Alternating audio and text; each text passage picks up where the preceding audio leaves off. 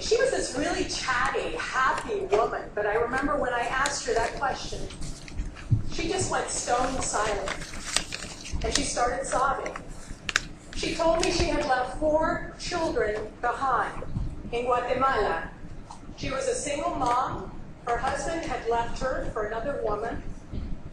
She said that many days she could feed her children once, maybe twice, but at night they cried with hunger, and she didn't have any food to give them. She showed me in my kitchen that morning how she would gently coax her kids to roll over in bed at night, and she would tell them, sleep face down so your stomach doesn't growl so much. She told me she had left these 4 children with their grandmother in Guatemala. She had come north to work in Los Angeles. She told me that morning she hadn't seen her children in 12 years. Imagine that with your kids. I remember standing in my kitchen and I was just stunned. I asked myself, what kind of desperation does it take for a mother to go 2,000 miles away, and she didn't know when or if she would ever see these children again? And also, weren't immigrants overwhelmingly men? That's what I thought. Latin America, it was the first developing area in 1990 to have as many women migrating as men. And as the number of migrants circling this globe has now more than doubled since 1970 to 214 million people, 3.1% of the world's population, women have grown to be at least half. In parts of the past decade, 3/4 of the people migrating from the Philippines, from Indonesia, are women. And as the face of migrants was changing, what, I asked myself, standing there in my kitchen that morning, were the benefits of this? What were the costs of this? Especially for the United States, where almost 1 in 4 immigrants go. It's the largest destination after Europe. Those questions launched me on a pretty amazing journey. It would take me to Honduras, up the migrant routes through Mexico, and into the homes of so many women in the United States who were just like my house cleaner. The women were coming to the U.S. to take care of other people's children, to play with them, feed them, but they weren't there, they told me, to see their own children take their first steps or to hear their own children's first words. But I learned that this was very common in LA County, where I live. 4 out of every 5 live-in nannies still has a child left behind in their home countries. Save the Children estimates that there are tens of millions of these so-called mobility orphans worldwide. There are 1 million children left behind each year in Sri Lanka alone. In Latin America, there was growing family disintegration, and that was really spurring more of these single mothers to migrate. And in the largest wave of immigration in U.S. history that's taken place since 1990, 51% were women and children, not men. Women showed me that when their kids would cry at night, they showed me how they'd fill up this big glass with water. They'd stir in a little teaspoon of sugar, a dollop of tortilla dough, anything to quiet their children's bellies, to fill them up with something. They knew leaving their children would help their kids be able to eat, be able to study past the third grade. That's all my house cleaner was able to do. The women I interviewed all told me the same story when I talked to them. They said, you know, the only way I was able to walk away from my kids that day, I gave them a promise. I said, mi hijo, this is going to be 1 or 2 years at the most. What they didn't realize is life here in the U.S. is much tougher than advertised. And so these separations, I found, typically stretch into 5 or 10 years or even more. And these kids, well, they get desperate to be with their moms again. So they get an idea, I'm going to go find my mother. I discovered that there was a small army of children heading north to the United States unlawfully, alone, without a parent, from Mexico and Central Central America. A decade ago, it was 48,000 children a year. And last year, the numbers doubled. And this year, they're expected to nearly double again. Not only were these children coming to find mothers, but in Central America, they're fleeing increasing violence that's fueled by transnational gangs vying for turf to move drugs north, which helped make Honduras and El Salvador have the highest homicide rates in the whole world. In El Salvador, I remember a 9-year-old boy telling me that he would be recruited by the gangs leaving school, and if he didn't join up, they would threaten to rape his sister or kill his parents. I wrote about this phenomenon through one boy, Enrique. His mom leaves him when he's just 5 years old in Honduras to come to work in the United States. And Enrique begs his paternal grandma, who he's left with, "When is she coming back for me? ¿Cuándo vuelve mi mami? When is she coming?" After 11 years of not seeing his mom, he sets off to go find her. All he has is a little scrap of paper with his mom's phone number inked on it when he travels. And he has a question. Does my mother really love me? Because she said she would send for me a return. He's virtually penniless, so he travels the only way that he can through Mexico, clinging onto the tops and sides of these freight trains that travel up the length of the country. I found that there were thousands of children making this journey in this way every day. Children as young as 7 years old traveling in this way across 4 countries alone.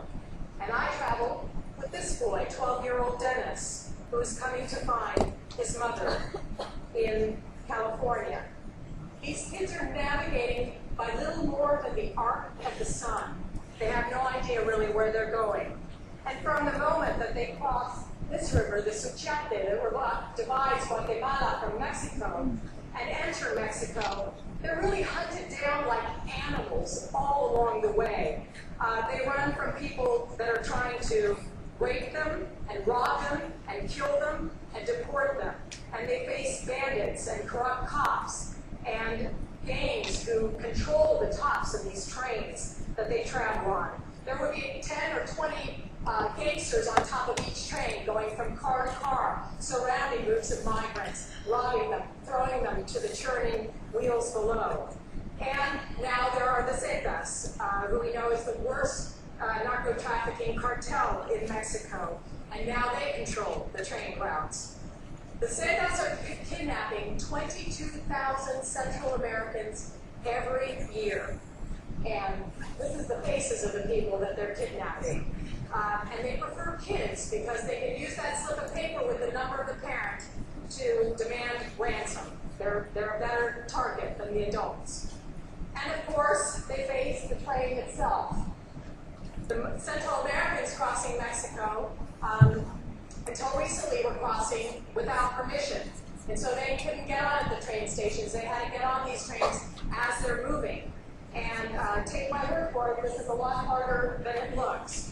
The rail bed lands at 45 degrees. It's made up of huge rocks. The kids, for a lot of them, the first rung of the ladder comes to their waist, even higher if that train is banking away from them. So they have to try to pull themselves up these trains. And too many of them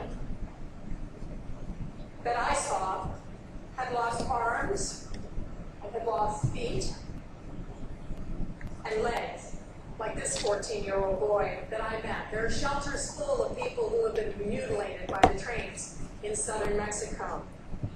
The worst part, much worse than the U.S.-Mexico border, where thousands have died in recent years, is Chiapas, the southernmost state of Mexico. When migrants, these kids would start going through Chiapas, they would tell me, "Ahora nos enfrentamos a la bestia." Now we face the beast. And to give you a sense of how hard this is, Enrique was on top of that train. 6 of these gangsters creeped up the ladders. They throw him face down on top of the train and start beating him with a wooden club. They shatter his teeth. They strip his clothes, see he has no money. they beat him even harder. One of these thugs takes a bit of Enrique's clothing and starts to strangle him. He's trying to pull this away from his throat and at the same time buffer those blows coming at his face. And he hears one of these thugs yell out, "Throw him off the train." And he's thinking, I'm going to die here. My mom will have no idea what happened to me. He's able to get loose, jump off this train as it's moving 40 miles per hour. He comes to the next day, all they've left him are his underwear. He's covered in blood, eyes filled with blood. And these women see him in a small town in Mexico, and they put coins in his hand and they tell him, "Go home, you're going to die trying to do this." And he says, "I can't, I have to reach my mother." I wanted readers to understand what the most vulnerable migrants, children, what they go through. And for readers to feel like they were sitting there on top of that train, right next to Enrique. To get that level of detail, I decided to do this journey myself. After spending 2 weeks with Enrique in northern Mexico, where I found him, I went back to his grandmother's house in Honduras, and I did the journey step by step, exactly as he had done it a few weeks before. 1,600 miles, most of that on probably 7 freight trains up the length of Mexico. I took a lot of precautions. I'm not totally crazy, but I didn't hear about all the bad things that could happen. None of the migrants I interviewed before going mentioned these branches that envelop the tops of the trains. In the south, it's very lush and jungle-like. Sometimes you feel like you're shooting through this green tunnel. And this was my first train ride. It's pitch dark. There's 100 migrants on top of this train, and me. And the ones closest to the locomotive start yelling back the warning. They're screaming, "Rama, branch." I couldn't hear them. This train is very loud. I'm holding on with both hands. The train bucks violently from side to side. I didn't hear them. This big branch hit me right in the face. It sent me falling off that train, almost off. I grabbed onto the rail on the side, and I pulled myself back up on top. And when this train finally stopped the next day, there were 2 children behind me, on the car behind me. They said another child was hit by the same branch that hit me. They assumed he was dead because when you fall, there's this wind under the wheels that pulls you into the wheels. I had a gangster lunge at me and try to grab me once, and I was able to get away from him and hop forward 3 cars and beg the conductor to save me from this guy. I did this journey twice, 3 months each time. It gave me nightmares. And when I returned home to Los Angeles, I needed 6 months of therapy to make those nightmares stop, of a gangster running after me on top of a train trying to rape me. I felt tense and filthy and in fear of being robbed or beaten or raped most days on top of these trains. But I knew that I had gone through only 1% of what these children go through. And that helped me understand and write about what was driving them to leave their homelands. I consider myself, a pretty tough person. I faced a lot of adversity early on. My father died when I was 13. My mother took us back to live in Argentina, where my parents are from. And I lived through parts of the dirty war where the military took over the country and killed, disappeared 30,000 people, including friends, and they tortured family members of mine. I decided to write about social justice issues when I was 14 years old, and I saw blood on the ground in my neighborhood walking in Buenos Aires. 2 journalists had been killed. People who disseminate information, the truth tellers, are often the first targets. I decided that day that I would be a journalist, too. I specialize in fly-on-the-wall reporting, where you drop yourself in the middle of the action and you watch that action unfold. My goal is to grab people by the throat and take them on a ride, and hopefully interest them in these big, complex social issues of our time. I spent a lot of time in crack sheds and in riot zones, and I lack a whole lot of qualities, but I thought that I had one in abundance. what we Latinos call ganas. But on those trains, I saw a kind of determination that I would not otherwise fathom. People that no wall is likely to stop. Some people, especially women who understood and had often lived their own separations from children or from parents, they helped these migrants in Mexico. Chiapas, the southernmost state, honestly what happens there, it crushed my view of humanity, my faith in humanity. But the south central state of Veracruz revived it. In Veracruz, where there's a curve in the tracks, or for some reason this train has to slow up, I would see 10, 20, 30 people in these little towns rush out of their homes with bundles of food in their arms. And I'd watch them. They would wave and smile and shout out to these migrants on top of these trains. They would throw bread and fruit, and sometimes water is all they had. And if they didn't even have that, I'd watch in these little towns, people would line up and they would say a silent prayer for these migrants as they passed by. I think what amazed me about this was these are the poorest people in Mexico live along the trains. They make $1 a day. But they would give to total strangers. And they told me they did this because it was the right thing to do. It is what Jesus would do if he were standing in their shoes. People like Maria Bay. Now Maria said she was like, I don't get the number of her age because it totally blows her credibility. But she said that during the Mexican Revolution in 1910, she was so hungry she would eat the bark of the plantain tree in her front yard. Her hands looked like this. They were gnarled with age. But she forced them to make little bags with tortillas, bean salsa, whatever she had. And when she heard that whistle of the train, she'd hand them to her 70-year-old daughter, Soledad, who would run down that rocky slope and heave these bags up to the migrants on top of the trains. I'll always remember what Maria told me that day. She said, if I have one tortilla, I will give half away. I know God will bring me more. Enrique tries 8 times, 122 days, and 12,000 miles to finally make it into his mother's arms in what can only be described as a modern-day odyssey. I come at this issue as someone with migration in my blood. My father's family fled Christian persecution in Syria. My mother's Jewish family left Poland before World War II. And both of my parents grew up in Argentina and then migrated to the US, looking for opportunity. I am the only person in my family born in this country. And I've written about immigrants on and off for nearly 3 decades now. But I did not understand the desperation driving women until I went to Honduras, where there's 44% unemployment and subemployment. And the WIADs tell women, if you're 28 years or older, don't apply. You're too old.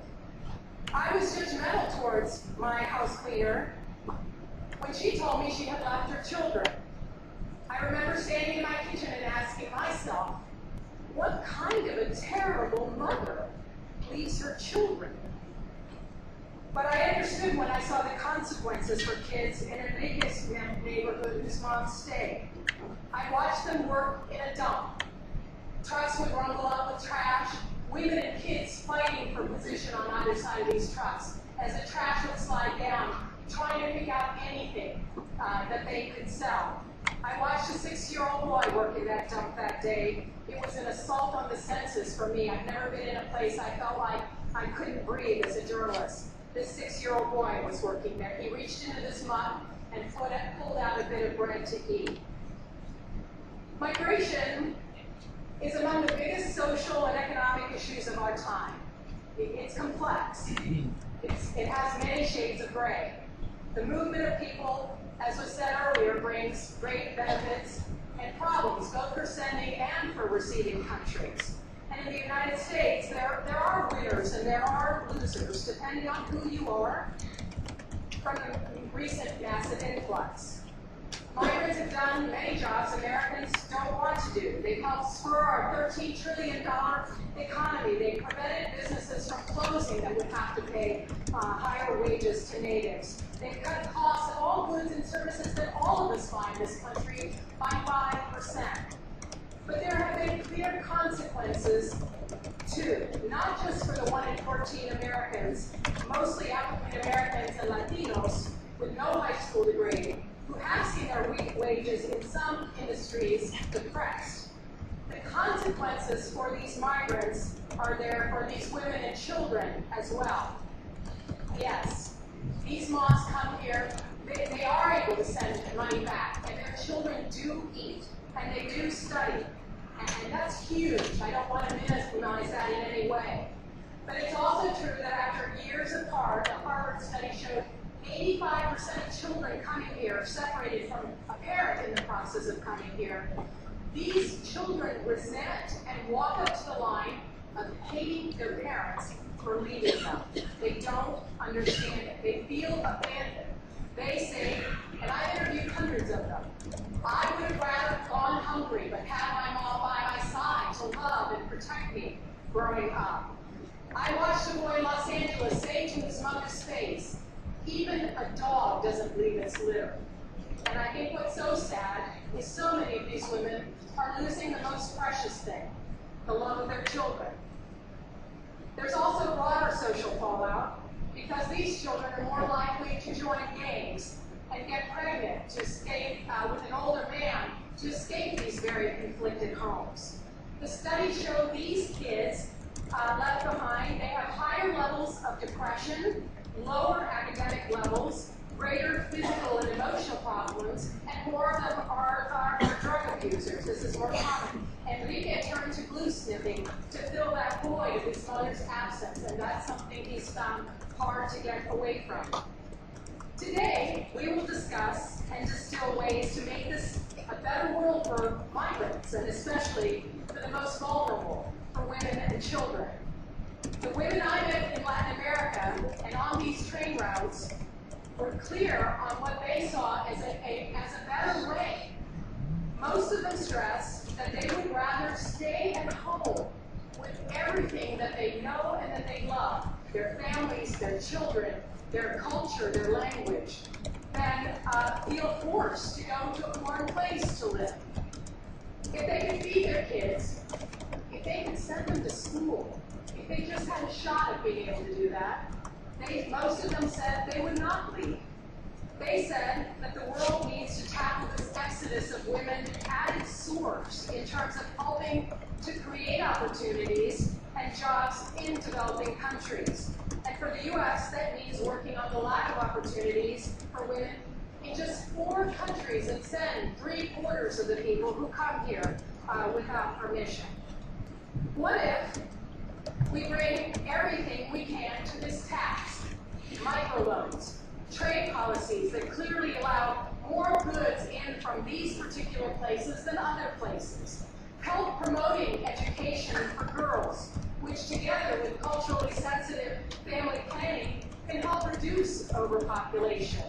And we need to promote more democratic, less corrupt governments that redistribute the wealth in these places like El Salvador and in Honduras, something that we, the United States, have not often done in the region. And we can even take the billions for useless things like walls and put them into targeted economic development. The readers of Enrique's Journey, my book, it's perhaps the most read book about integration in the United States today. They've taken this message to heart. The story of one boy has gotten so many of them to act to try to improve conditions so these moms don't have to leave their children and their countries. They organized to build schools and water systems and homes for single mothers. Readers have quit jobs to go start businesses in Central America to hire women.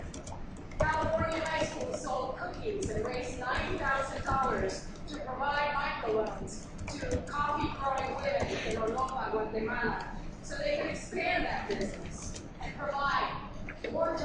to these women. Today, the U.S. Senate is literally in the throes of debating an immigration bill. And we have the same three elements in that bill as we've tried before. Border enforcement, this time on steroids, guest worker programs, and pathways to citizenship. Albeit this time it's a more slow and winding path. In the past, I would argue that these approaches have done little to enable these people, more people, to be able to stay in their home countries. And they've even encouraged, I would argue, migration. We've sealed migrants in with border enforcement who might circulate back home. We've brought people as temporary guest workers. A lot of them stayed. And those legalized, many of them brought friends and family members without permission in the future. As with so many other issues, we get what the strongest lobbyists push for. We get what the prison industry and the ag and high-tech sectors and the Chamber of Commerce and the ethnic and religious lobbies push for. There's little or no discussion that I hear of immigration as an international development issue, even though presidential commissions extolling this as the only long-term solution have been saying this since the 1970s. And in 1990, a commission report delivered to Congress proposed sweeping development agendas for Mexico and Central America and the Caribbean. Instead, the U.S. is focused on open trade and the elusive promise of NAFTA to lift all boats as a development strategy. And of course, countries around the world keep building walls. Imagine if instead each developed country worked to create jobs with a few remaining countries that send them immigrants. 4 countries for the United States. Imagine if the United Nations worked to coordinate a small percentage of that $406 billion in yearly remittances that flow from migrants in developed to developing countries to produce projects that created jobs. Migrants shouldn't have to rely solely on food throwers like the ones I showed you, on the kindness of these strangers for help. You must be their champion, the lobby, in changing the direction of what must be done.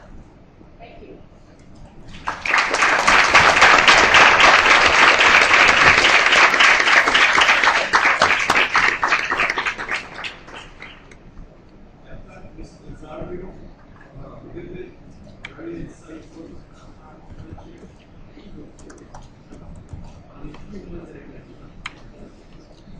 Enlightened and insensitive basis for continued discussions.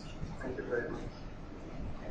I would now like to invite the moderator and panelists of the panel discussion 1 to take their seats at the podium.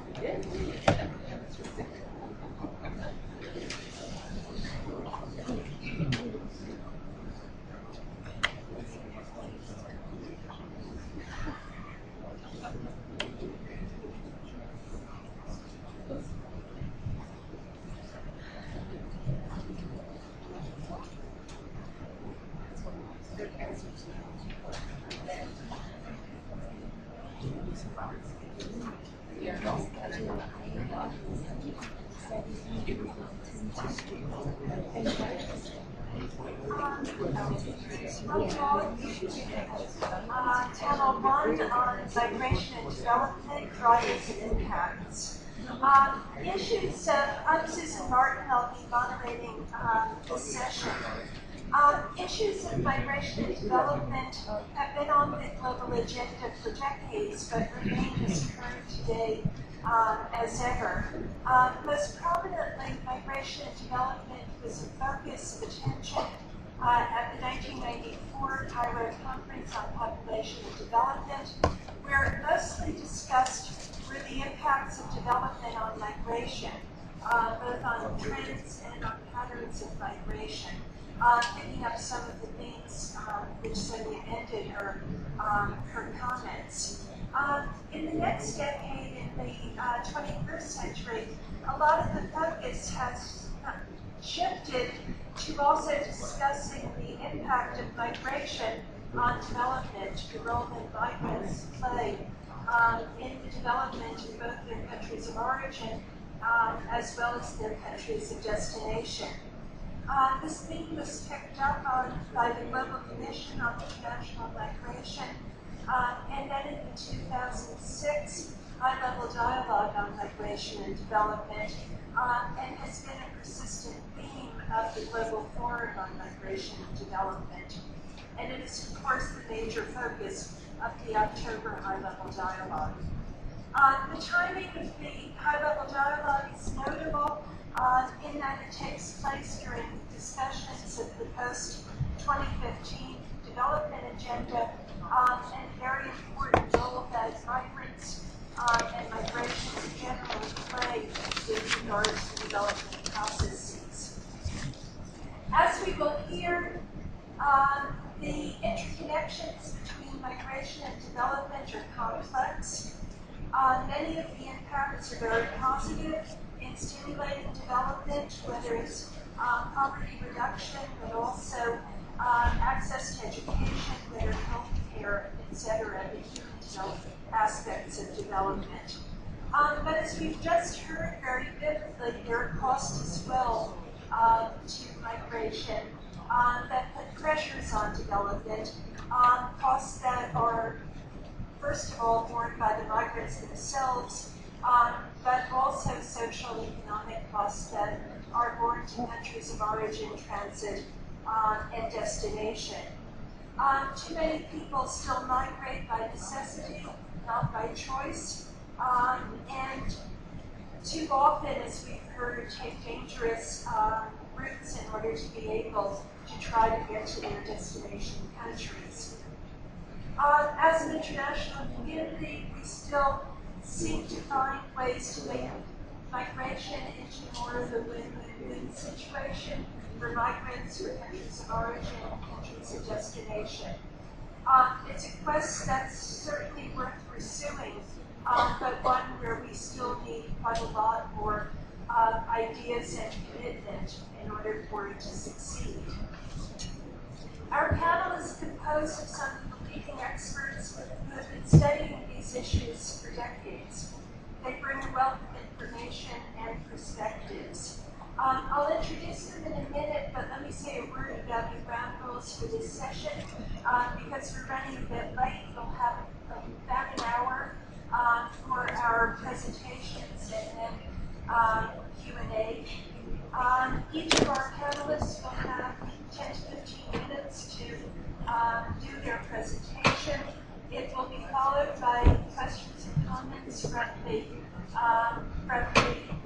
members here who are participating in the discussions. I'll first call upon governments, but we'll leave some time for also taking questions from civil society and NGOs who are present. I ask everyone to be as brief as possible. If you have a longer written statement, please submit it, and it will be put on the high-level dialogue website for all to see. But because we are running so short on time, I do ask you to be as brief as possible. To save time, I'll introduce all three panelists in sequence, and then we'll go into the presentations. We'll begin with Professor Douglas Massey, who was the Henry G. Bryan Professor of Sociology and Public Affairs at Princeton University's Woodrow Wilson School of Public and International Affairs. He's also been on the faculty of the University of Chicago and the University of Pennsylvania. He is one of the leading experts in the US and globally on migration issues and has looked extensively at issues in Latin America, especially in Mexico. He'll be followed by Devish Kapoor, who was appointed director at the Center for the Advanced Study of India in 2006 at the University of Pennsylvania, where he's also an associate professor of political science, and holds the Madan Lal Softy Associate Professor for the Study of Contemporary India. His latest book, Diaspora, Democracy and Development, The Impact of International Migration from India on India, was published in August 2010. And our third speaker will be Mr. Jean-Christophe Dumont, who is the head of the International Migration Division and Directorate of Employment, Labor and Social Affairs at the OECD in Paris. He is an expert on the integration of migrants into the labor market and has published numerous publications on these issues, and is the co-author of the OECD's International Migration Outlook. Professor Massey. Some years ago, I was visiting Capitol Hill in one of my vain attempts to enlighten our representatives. And a very senior member said to me, I know how to solve the problem of Mexico-U.S. migration. I said, well, Mr. Representative, every time we catch an undocumented migrant and return him to Mexico, we should return him with a tractor. And I thought, this person does not understand what's driving migration around the world. What would a tractor do except displace 30 peasants, 30 campesinos from their livelihood? Migration is part and parcel of the process of development. There's never been a country that's undergone economic development, moving from an agrarian to an industrial to a post-industrial base, without mass migration. The fundamental driver of international migration in the world today is the ongoing globalization of markets, the globalization of the market economy, the transformation of agrarian societies, of non-market societies, into market societies, and an integration into global regimes of trade and investment. It's very difficult to globalize some factor markets and not to globalize other factor markets. We readily globalize markets for capital, for information, for commodities, for goods, services, but magically within this integrated global economy, we don't want integrated labor markets.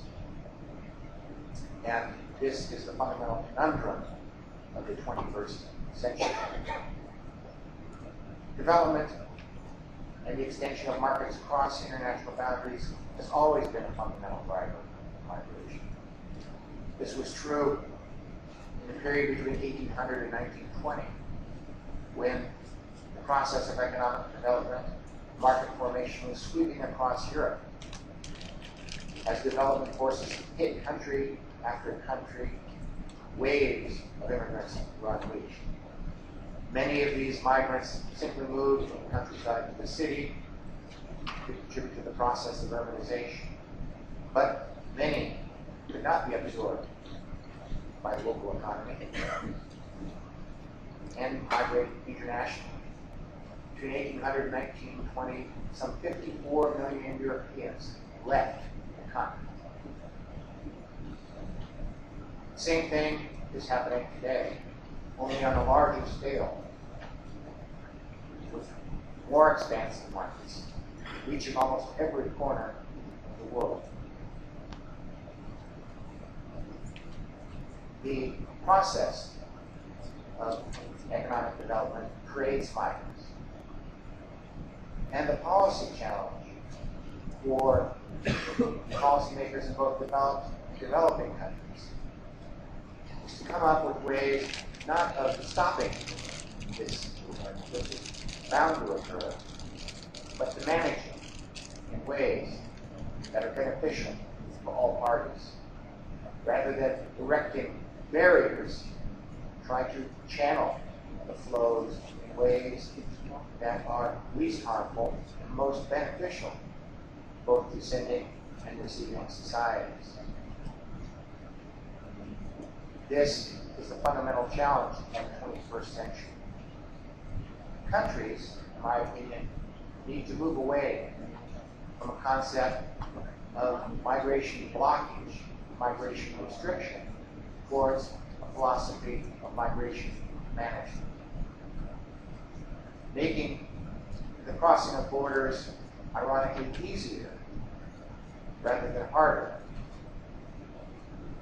The more you harden a border, the more it traps people within who would otherwise like to circulate, like to return home. And ironically, when you harden borders, you end up with more settlers, more growth in the population rather than less. This has been clearly demonstrated in the case of Mexico and the United States, where the militarization of the border did not stop people from entering the United States, but it stopped them from returning once they paid the costs, once they'd experienced the risks along the Mexico-U.S. frontier. We chose to hunker down and remain rather than facing those costs and risks again some future pay.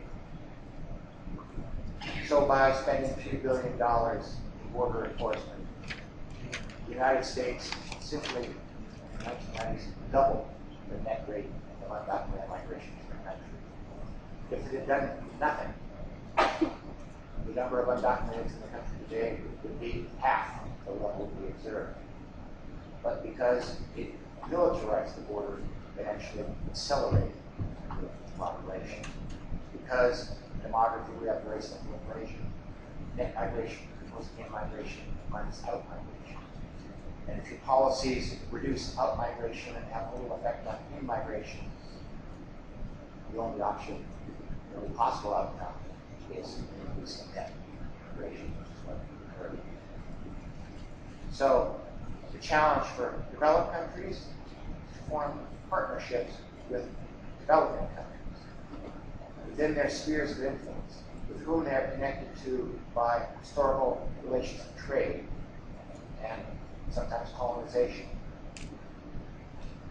and move to a stance of managing the flows, encouraging return migration, allowing people to move back and forth across the borders, encouraging repatriation of migrant earnings, and the channeling of migrant remittances towards development purposes.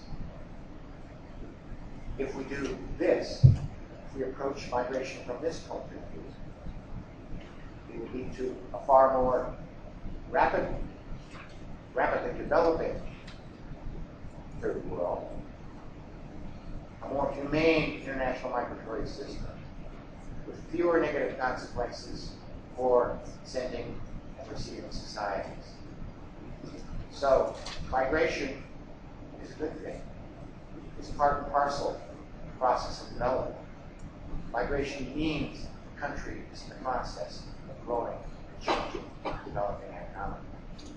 We should not stifle it, but try to make use of it. And the challenge isn't as big as many people might think.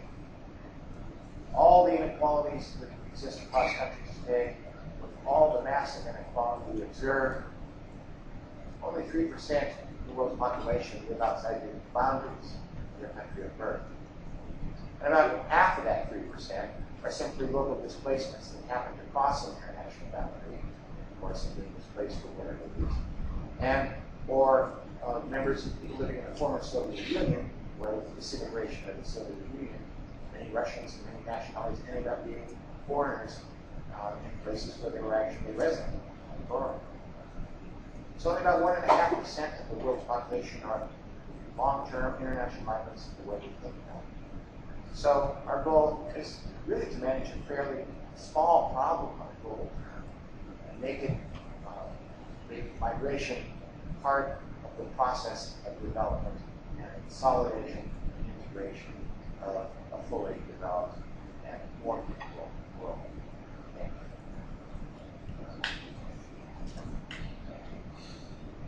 Thank you, Professor Bassi. And we'll now move to Professor.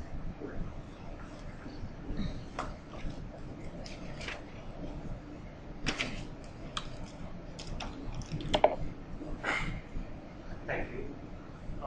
Most of the attention economic impact of international migration and diasporas on countries of the region has much been focused on remittances. In aggregate terms, these are large, and for specific countries and for households, they are an important lifeline for economic consumption and release liquidity constraints. But I want to stress that remittances by themselves are not a transformative force for economic development. Remittance dependence on economy, it as much signals a failure of economy. People leave it for a reason, whether it is political turmoil, lack of economic opportunities. These are classic symptoms of a weak and failing economy. Yes, it is true that the money that they send back is undoubtedly helpful, but there is no example of a remittance-dependent economy that has become an economic success with rising labor productivity and a structural transformation of the economy, which are the essential characteristics of a developing economy. Consequently, I think it's important that we think beyond financial flows and view international migration's effects on the country of the region from how they can augment the flow of knowledge, ideas, better practices, leverage the diaspora group networks, their reputations, and their greater risk-taking propensity to foster entrepreneurship. There is now a large body of evidence that shows the role of diasporas in augmenting both trade and investment. In part, it is developing countries often have weak institutions and weak mechanisms of contract enforcement. What diasporas do is to provide alternative mechanisms, either through ex-ante trust, through better information about the counterparty, or ex-post contract enforcement through social sanctions. To understand, I think, this role, we should think of markets not just as price-making mechanisms, but also as social institutions that facilitate exchange. Diaspora networks are embedded in social institutions that will mimic market structures through signaling and information flow. Now, if we look at global experience, how can developing countries leverage diasporas and economic migration? One is, I think, and this is absolutely fundamental, is to pay more attention to their own domestic policies. Two countries whose diasporas people cite as having helped in their economic transformations, China and India. In both the cases, in the case of China before 1980, the diaspora played no role. In the case of India before 1991, again the diaspora played a very small role. It's only after these two giants changed their own domestic policies, they opened up the borders. It's only after that that they managed to leverage the power of their diaspora. A second policy ought to be to look at the skills of the diaspora and leverage that to develop dynamic capacities at one. When people go abroad, they acquire new skills. It might be in construction, in agriculture. But when they come back, these skills are often wasted. In part, this is because there are no matching mechanisms that can match the skills of the worker who sort of returns with the needs of local labor markets. In part, domestic institutions like labor unions they often make sure that it is not easy for people to come back with skills, especially in the construction sector. Their skills can be used. And in part, I think we need to think of, especially in the case of guest workers in agriculture, who are acquiring new skills. When they go back, that agricultural sort of investments are dovetailed with the new experiences that these workers have sort of gained.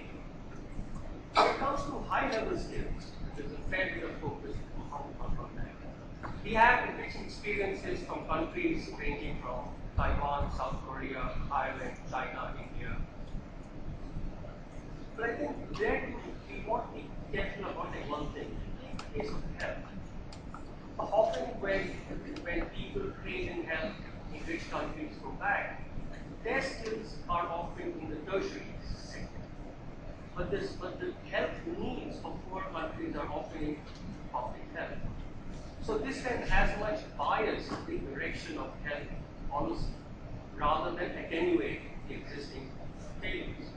And it's interesting if you look at countries that send people in health to a country like Cuba, and which then goes back, and this is especially the case of Africa, the skills that they acquire in the Cuban healthcare system is probably more appropriate to the needs of poor countries in Africa than if you work in a very high-tech hospital here.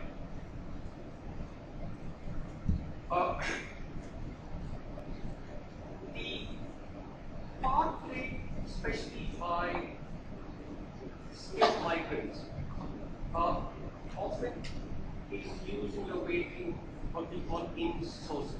If you look at Indian IT workers working in Silicon Valley, you see how much their ability and willingness to direct work towards India is the opposite of what you might call outsourcing. It's in-sourcing because it sources the work back to the country of origin.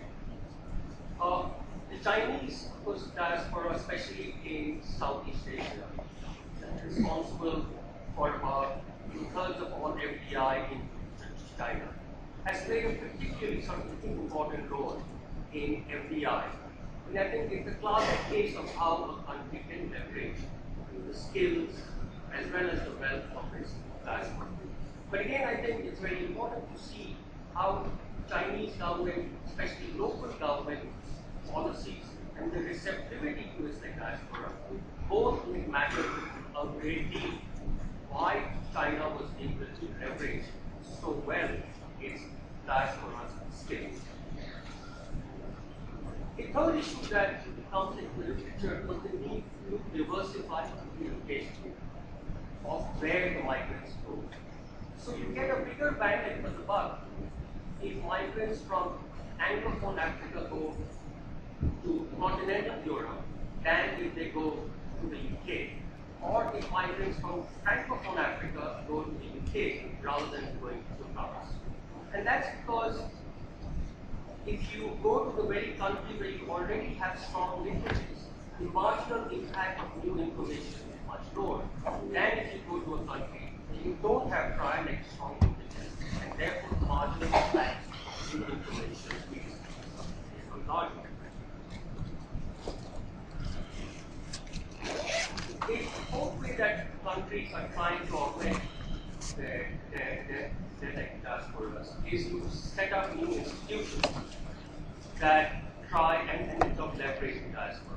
And I think Ireland is probably an excellent example, which has set up a very deep ecosystem to leverage different parts of the diaspora, whether it is high-tech, whether it is CEOs of Irish origin around the world, whether it is diaspora philanthropy, or whether it is creating networks for starting young entrepreneurs.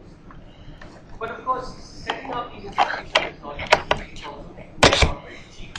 So it is something that must be done with due care and caution. The other way that countries are trying to increase and leverage their diaspora is to create greater incentives to be linked up to the country of origin, and that is in particular through dual citizenship policies, and in some cases by granting them also additional voting rights, so as to create and make them more stakeholders in the country of origin. Now, what I want to do is just end, because short of time, with 3 observations. I think, given sort of global economic changes and the economic weaknesses of the industrialized world, the prognosis for foreign aid from poor countries is not optimistic. Trade and investment will be key drivers for their economic growth. But now, as a result of international migration, countries can get a degree of self-reliance through globalization, rather than by shutting themselves off.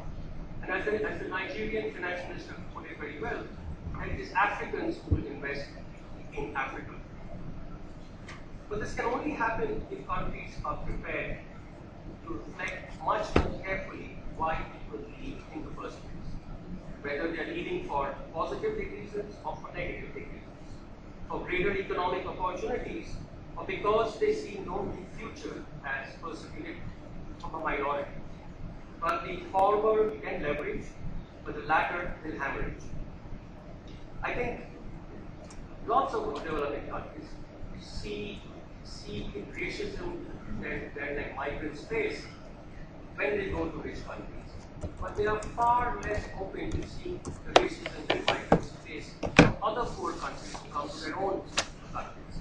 As we know, there is a lot of south migration, and these migrants are often treated much more poorly, and we see very different things to that fact. Finally, I think, with all the attention on international migration, I think we have tended to underplay that a huge part of spatial mobility now that is occurring is actually internal migration. And it's something I think we tended to underplay relative to the magnitude of how people are moving from place to place.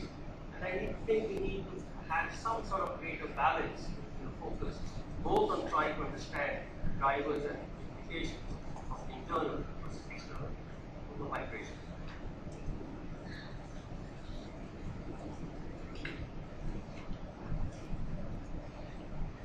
Thank you very much. Excellencies, ladies and gentlemen, thank you for the opportunity, the invitation to share with you some of the recent OECD work on the economic impact of migration on specific questions, and I will try to guide you through available evidence on this question.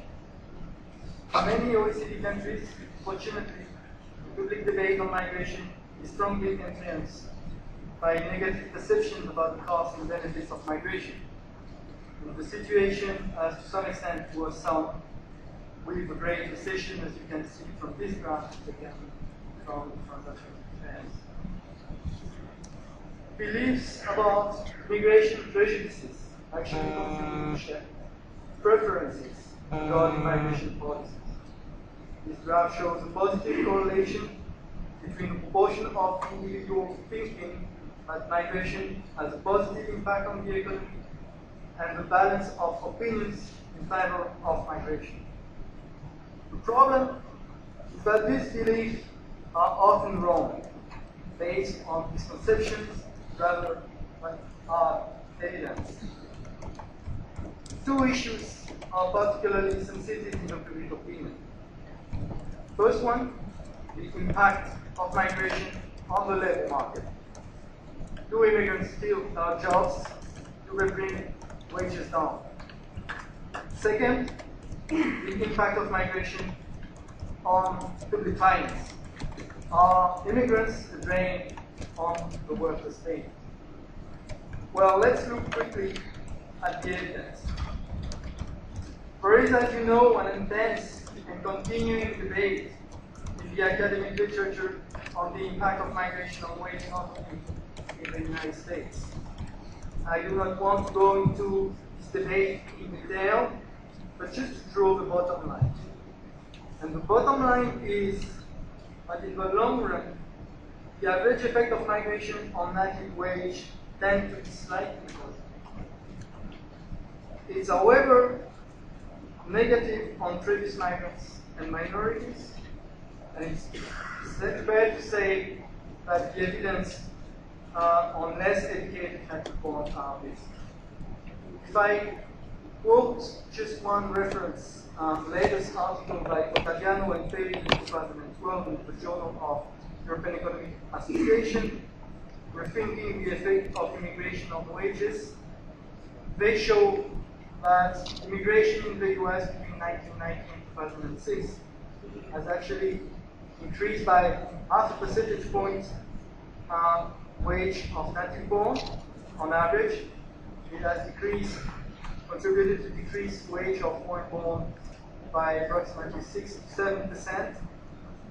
And the effect on the least educated native born ranks below -2 and +1.7 depending on the model. All in all, for 16 years of migration, this is a rather small impact. Recent OECD work on the impact of migration on the labor market looked at unemployment, and we found more or less similar results. As shown in this graph, the impact of migration on unemployment is initially negative, but very small, almost negligible. And all the impact vanishes after a couple of years.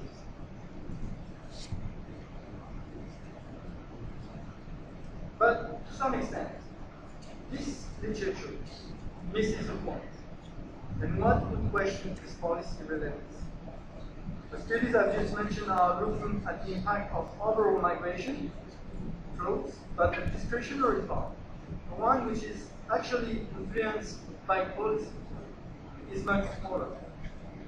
Labor migration, for example, only makes on average about 18% of total permanent migration to the OECD in 2011.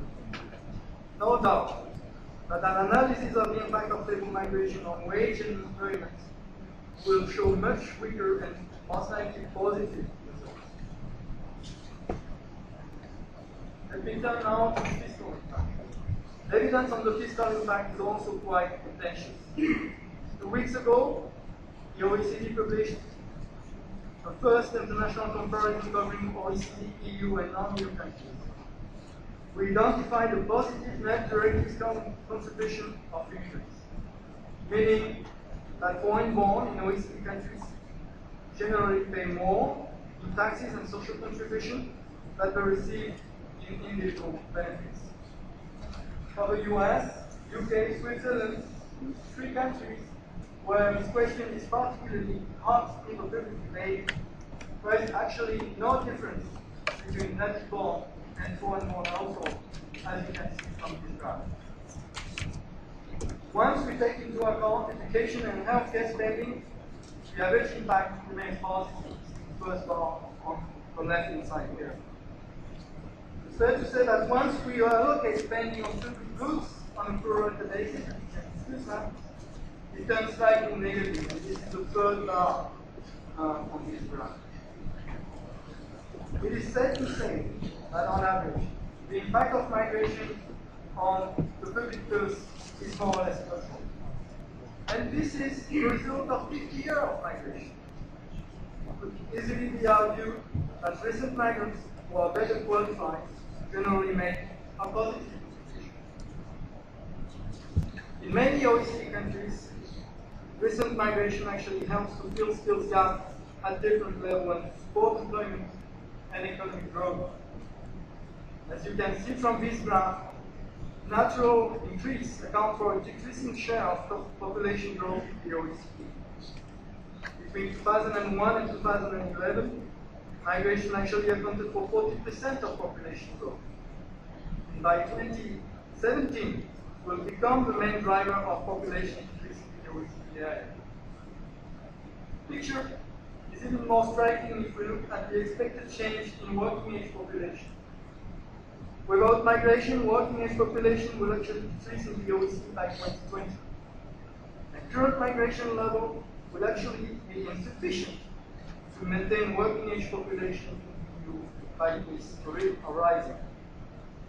Now accounting for expected change in participation rates, the labor force will decrease by about 5% by 2020 in Germany, in the Russian Federation, and by 7% in Japan. Recent immigrants are also more and more highly educated. As you can see from this graph, with two exceptions, Greece and Spain. But let me spend a minute about two main countries of origin to the OECD, India and China. 1 in 10 immigrants in the OECD is from China, 1 in 20 is from India. If I look at the censuses of US, UK, Australia, and France altogether, what I see is that the Chinese-born population between 2001 and 2011 has doubled to reach 2.6 million.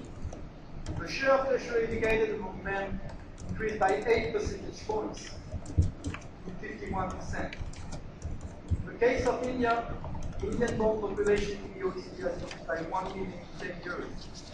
And the share of tertiary educated increased by 10 percentage points to reach 65%, twice the percentage of tertiary educated in OECD countries. Clearly, this highly skilled migrants contribute to innovation and growth in OECD countries. If I take a step back, looking at the past decade, we see that migration has actually made a key contribution to employment growth. Between 2000 and 2010, immigrants represented 47% of the increase in the labor force in the US, 70% in the EU. They represented 21% of the increase in highly educated labor force in the US, 14% in the EU.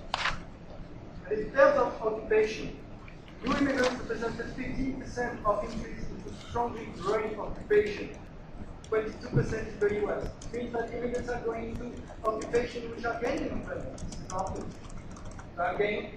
These occupations are mostly highly skilled, engineering, health, education. Even more interesting finding is that immigrants are also filling gaps in declining occupation. We are making about 25% of the increase is declining occupation, the occupation which have lost employment in the past decade. Why? Because more people retire from this occupation than prime-age workers or young workers who are willing to enter. And so that has left a gap which has been felt by immigrants. And the occupations are well known in the domestic sector, in some trade sectors, and in many other sectors where there is not enough supply of workers. This means that immigrants play an important role at both ends of the skill distribution in OECD labor market. But immigrants also contribute to employment growth as entrepreneurs. The share of self-employed foreign born is actually slightly higher for foreign born than for native, 13 versus 12%, which is very close. And on average in the OECD, migrant entrepreneurs employ 2.4% of the total employed population. Entrepreneurship can, however, sometimes be used by migrants to circumvent the difficulties they are to face in accessing the labor market. Actually, more needs to be done to better use the skills of migrants and increase positive migrant migration.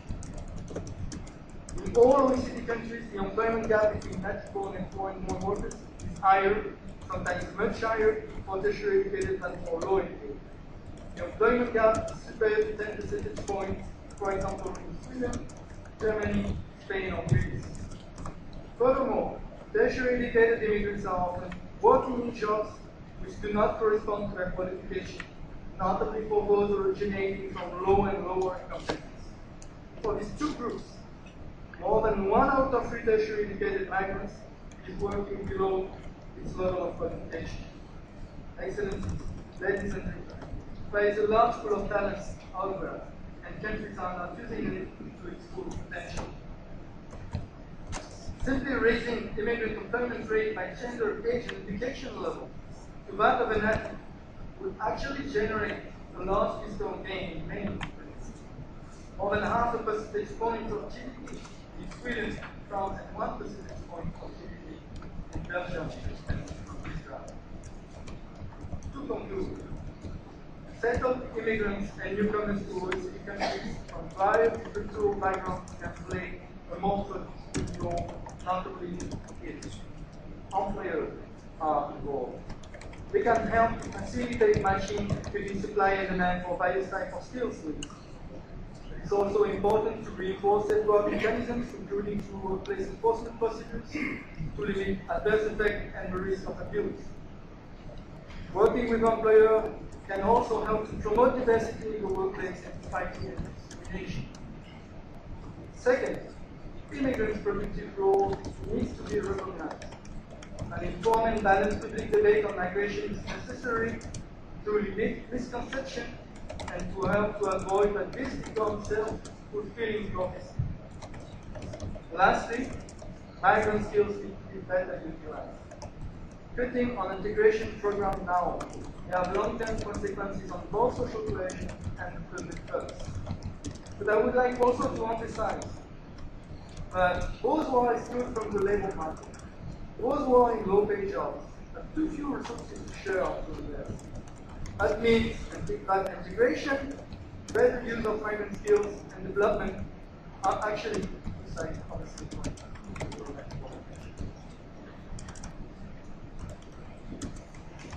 Thank you very much to all 3 panelists. You've kept well within the time limits, which gives us a few minutes for questions and comments. I'll remind you that please keep comments quite brief so we'll have a chance to take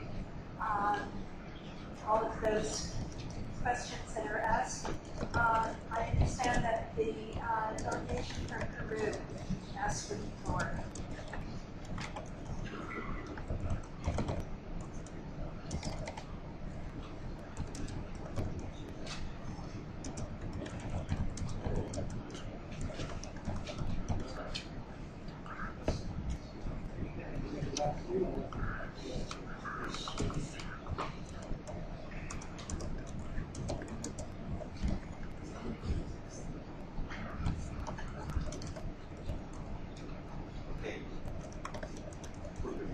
Muchas gracias, señora moderadora.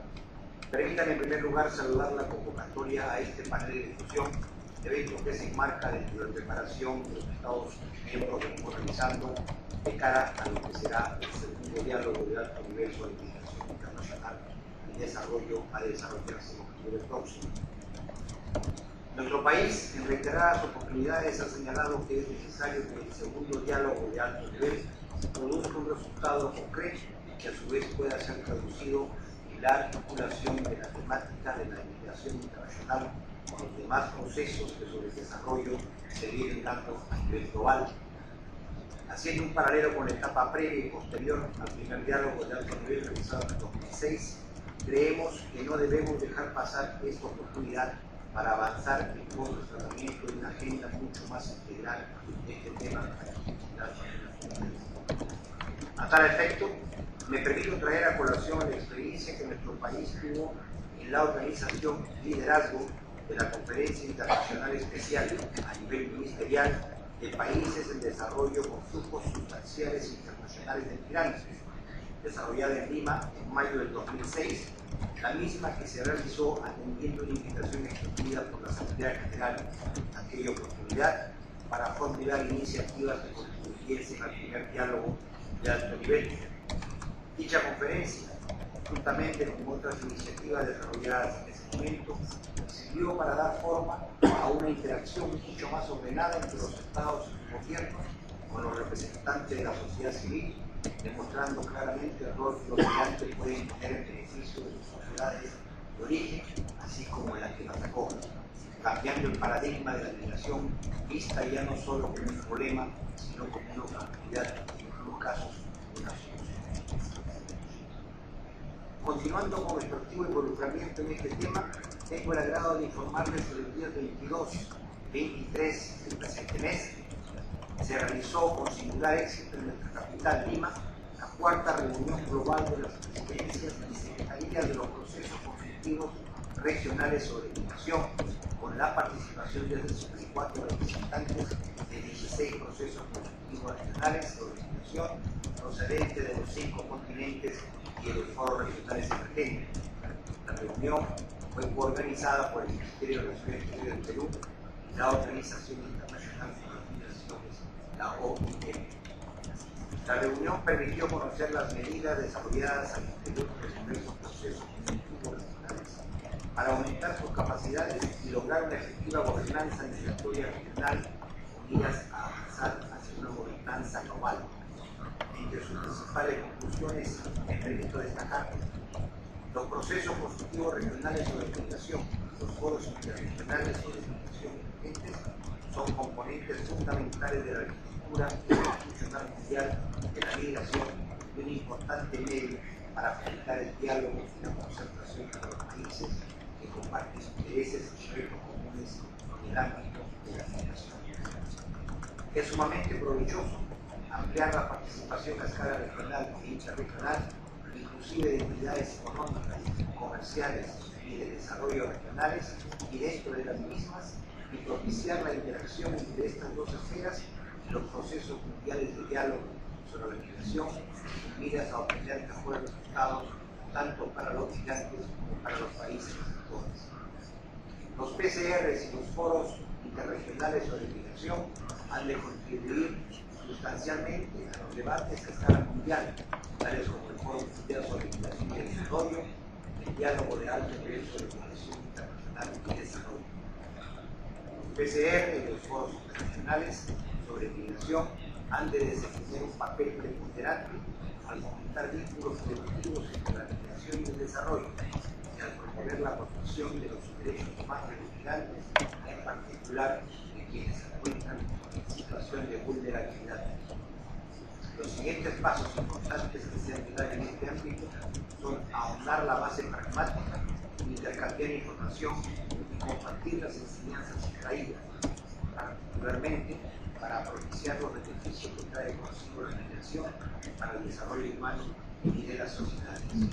Señora moderadora, concluyo señalando que se ha pedido al señor secretario general de Naciones Unidas que disponga la distribución del sumario final emanado de esta importante reunión con el reiterado ánimo de contribuir, como ya lo he señalado, a tener un tratamiento mucho más integral de este tema durante el segundo diálogo del alto nivel de migración internacional.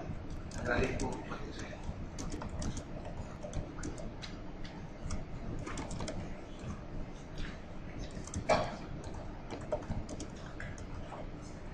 I have Switzerland, China, Bangladesh, and Mexico on my list, and I please remind you to be as brief as possible so we can cover them. And if there are any NGOs that wish the floor afterwards, please alert us on that. So I'll now go to Switzerland. Thank you, Ms. Moderator. And Switzerland wishes to express its gratitude to the President of the General Assembly's office and the Secretary for organizing this timely and pertinent panel discussion, allowing the international community to engage in an interactive consideration of the achievements and lessons learned since the last high-level dialogue, and to explore innovative ways to address the issues of common concern. The high-level dialogue is more than the 2 days in October where the highest possible government representatives from around the globe will gather in New York. It is also the dynamic preparatory process all over the world, which has already engaged stakeholders at all levels in a vibrant discussion for migration and development. It is this momentum that will substantiate the dialogue, but also correlate processes such as the pursuit of political debate and the GFC. Today's program combines the voices of leading and well-known stakeholders with voices that can enhance our understanding of the interrelation between migration and development from their perspectives as migrants, researchers, policymakers, writers, or employers. The remarkably moving keynote addressed by Sonia Nazario, as well as the thought-provoking talks by the speakers on this first panel, are a testimony to this. Benefiting from the presence of the knowledgeable panelists, I would like to react to some of the ideas presented and ask the panelists a few questions, if you allow. This panel has impressively shown that migration benefits not only the countries of origin, yet also the countries of destination. In this regard, specifically the recognition of the role of diasporas for facilitating social benefits both in their home and their adopted countries, beyond remittances is growing. In my own country, 1/4 of the workforce is foreign-born, contributing to the economic, social, and cultural well-being of Switzerland. Switzerland is therefore increasing its focus on diaspora empowerment in its external migration policy, as well as through its development cooperation. So-called migration partnerships, Switzerland and its partner countries build a comprehensive framework of cooperation aimed at the balance of interests, including in classic fields of migration policy as well as in the area of development. In this regard, enhanced cooperation with diasporas is sought, for example, to engage in and contribute to professional training in their home countries. While international dialogue on migration and development, the discourse of the international community has evolved considerably towards a positive narrative on migration, namely by addressing the challenges of migration as well as by identifying and promoting its opportunities. However, the public discourse at national levels continues to perceive migration mainly as a problem or menace. How can all the different stakeholders, this is my question to the panelists, how can all the different stakeholders, governments, the civil society, the private sector, politicians, journalists, international organizations, and the diaspora themselves, how can they contribute to a shift in the public perception of migrants? Thank you very much. Thank you. We will come back to our panelists for responses. But next, I'd like to call on the delegate from China.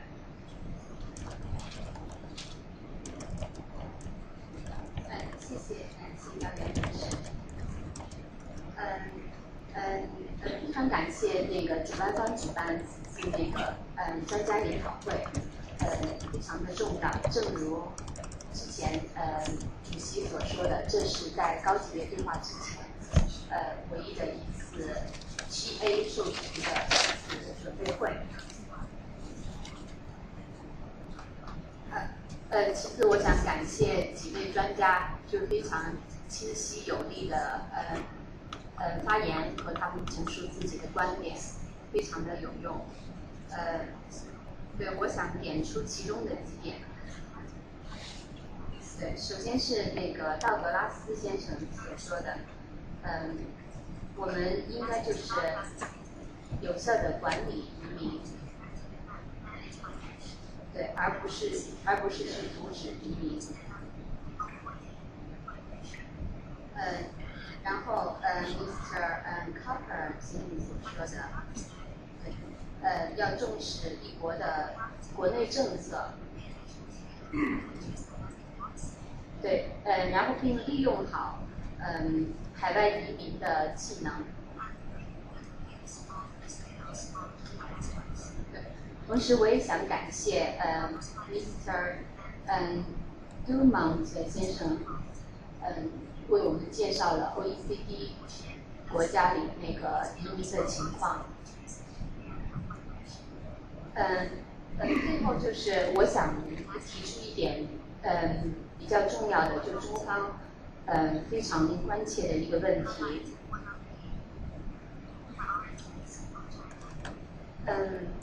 台湾是中国领土的一部分。这是在1971年联大2758号决议已经非常明确了。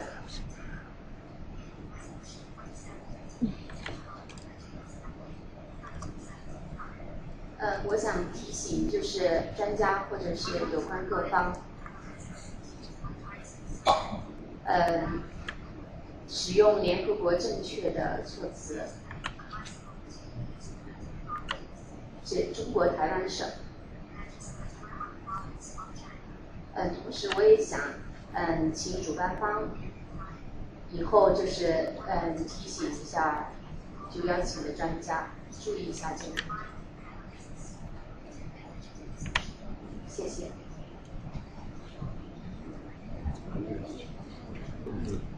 Thank you. I will now call upon the delegate from Bangladesh.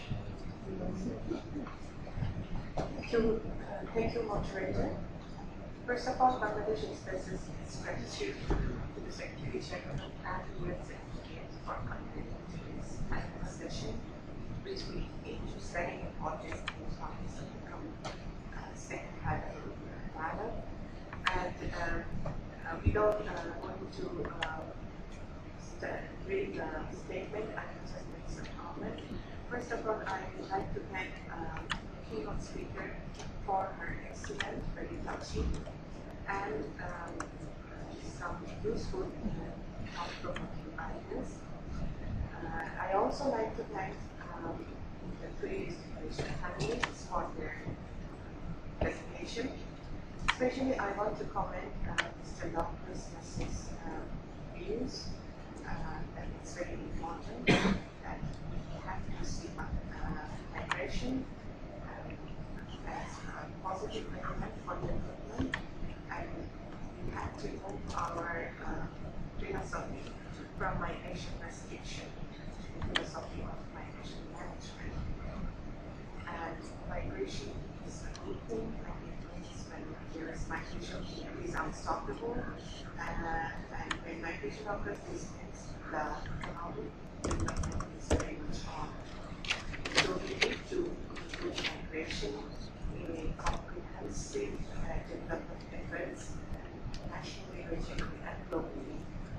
I, however, like to make a comment on Mr. Kapoor's presentation, which was also very excellent. And he mentioned that until or unless the domestic policy of the country is changed towards migration, it's hard to have revenue from remittance. Remittance is weak because we're coming from a country, Bangladesh, where there are around 8 million migrants living abroad. And we are experiencing a strong linkage between migration and development. The impact of such a large migrant population in Bangladesh economy has been notable. Share of remittances in our national income has dramatic growth over the past decade, rising from 4% of GDP in 2001 to 14% in 2012.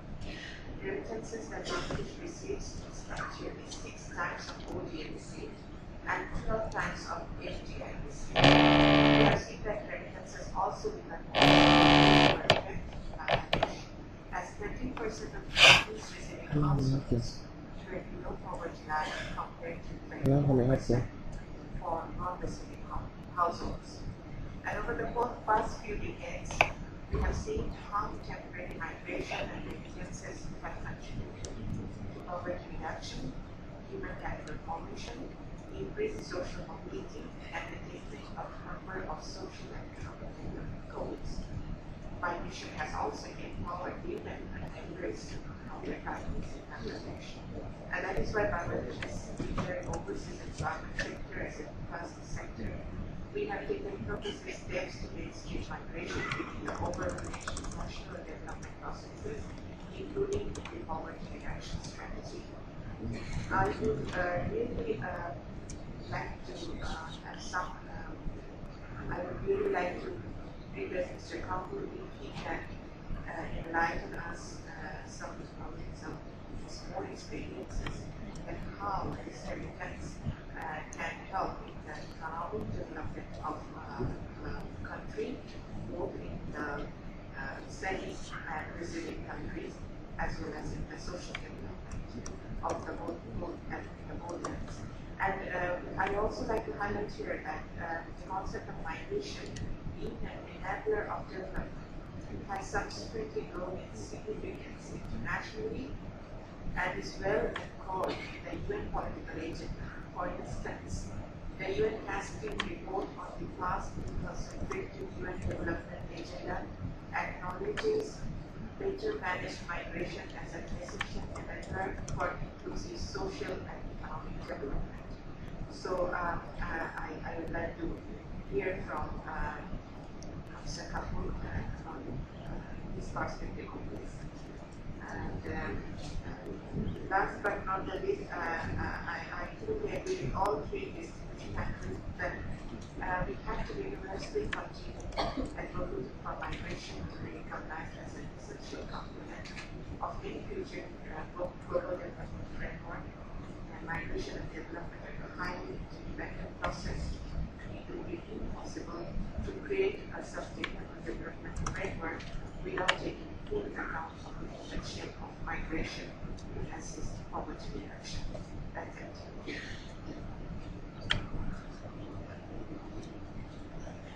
Thank you very much. I have three left on my list, Mexico, the United States, and then the United Methodist Women. But now call on Mexico. Gracias, señora moderadora. México está consciente de la necesidad de combatir las causas de la migración y a su vez abogar por un impacto positivo de la migración en el desarrollo. Uno de los principales retos que enfrentará el país en los años por venir es atacar los factores estructurales de expulsión mediante la generación de oportunidades laborales y educativas para que la población se incorpore a un mercado de trabajo nacional competitivo a escala global. Sin embargo, el desarrollo, entendido como el principal antídoto de la migración masiva, debe ser encarado desde una perspectiva regional, pues como pasa en nuestra zona, importantes flujos centroamericanos se entrecruzan con los mexicanos con el objeto de llegar a los Estados Unidos. Se requiere profundizar las iniciativas de integración y desarrollo regional para lograr mayores niveles de convergencia entre países y reducir la magnitud de los flujos migratorios causados por la precariedad y la marginación. En México, hoy el fenómeno de la frontera sur está más vinculado que nunca con la forma en que está definida la frontera entre México y los Estados Unidos. Y esto queda demostrado en el drama que mostró a este panel sonrisal. México considera que se debe buscar un sólido consenso internacional respecto a la pertinencia de acciones de cooperación para impulsar el desarrollo económico en los países de origen con el objetivo de ofrecer oportunidades locales de trabajo para que la migración sea resultado de decisiones adoptadas en el marco de los proyectos de vida de las personas y no estrategias de supervivencia forzadas por el imperativo de escapar de la pobreza y la marginación. México busca que el próximo diálogo de alto nivel sobre migración internacional y desarrollo promueva con éxito la adopción de estrategias eficientes en el tratamiento de la migración internacional en el marco de la cooperación internacional para el desarrollo con una lógica de beneficios y responsabilidades compartidas como requisito fundamental para lograr una adecuada gobernanza de las migraciones internacionales.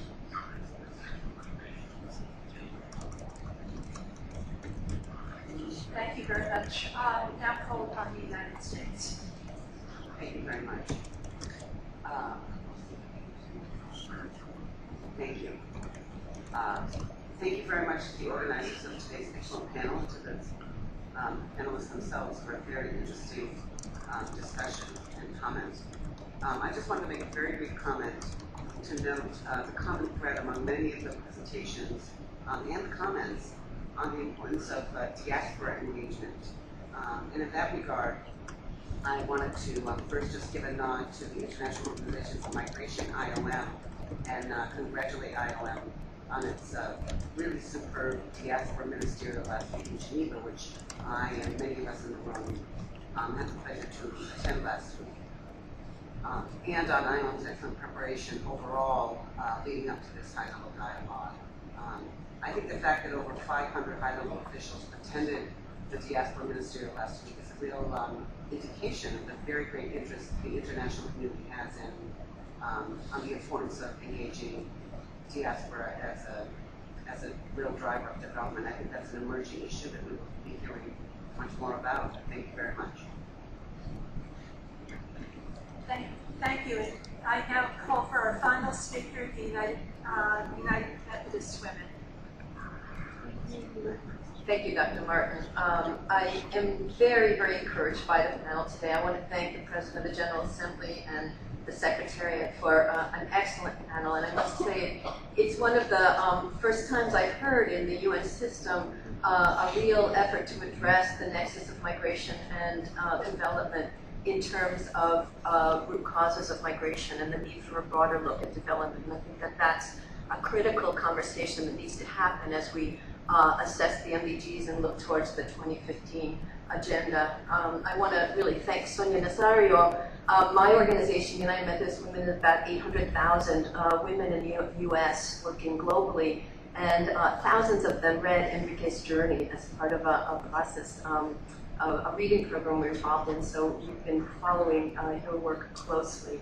And I appreciate Professor Massey's pointing to the fact that the globalization of the market economy is the essential driver of migration in the 21st century, and that we need to be focusing on that issue.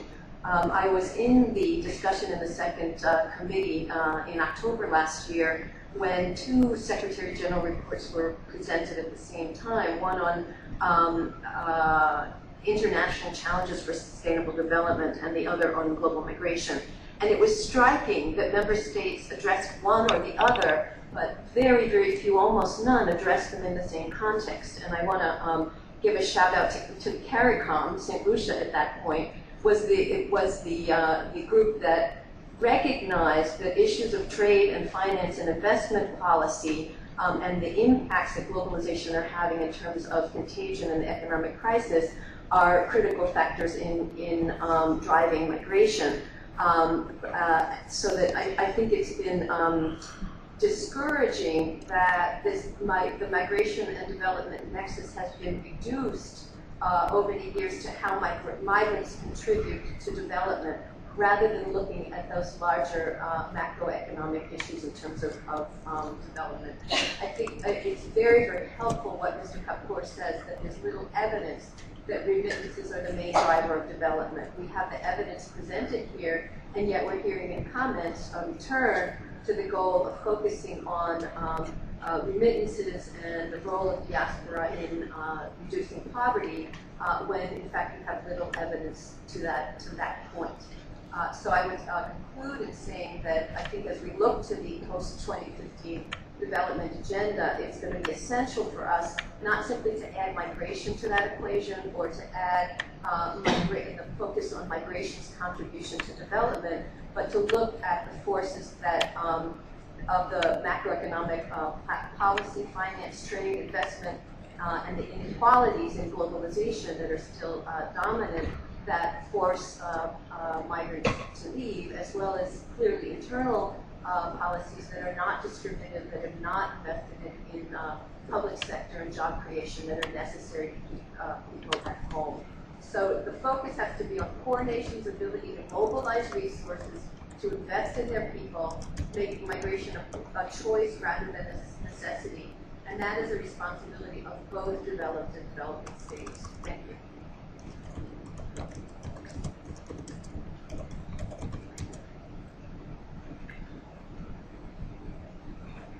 Thank you.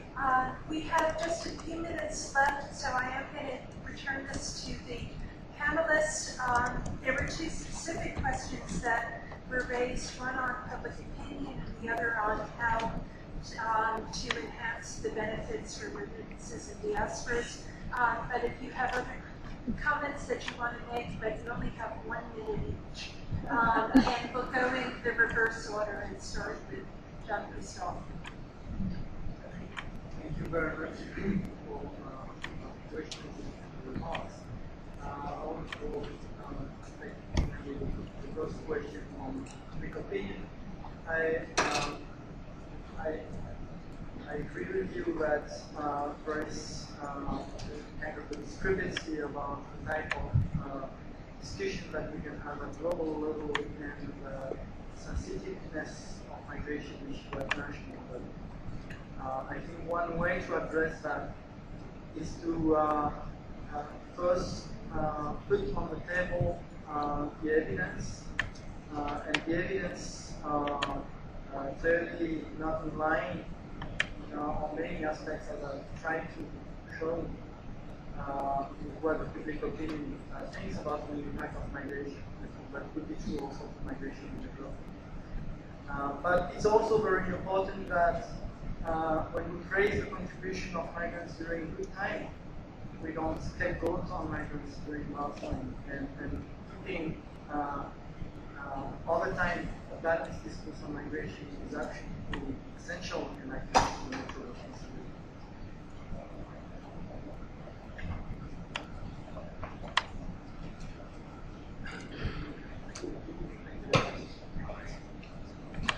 Enhance the benefits of the migrants region, which was raised by the delegate from Bangladesh. One is that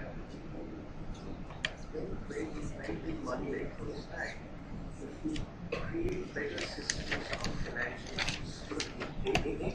intermediation so that the money goes through the banking system, raises national savings rates, and that national savings therefore raises investment rate, which of course is the driver of growth.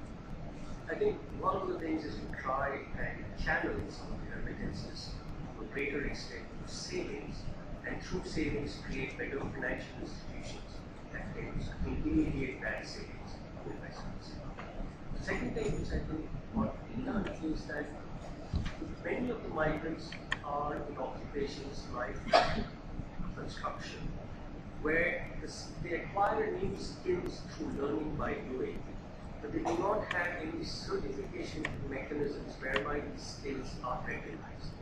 So if one can create certain certification mechanisms that the skills that a Bangladeshi laborer working in Qatar in a new construction technique can then bring back to his country of origin, and that those skills are recognized even though there's no formal training, but it's on the job skill of implementation that would help in the labor markets in the country of origin.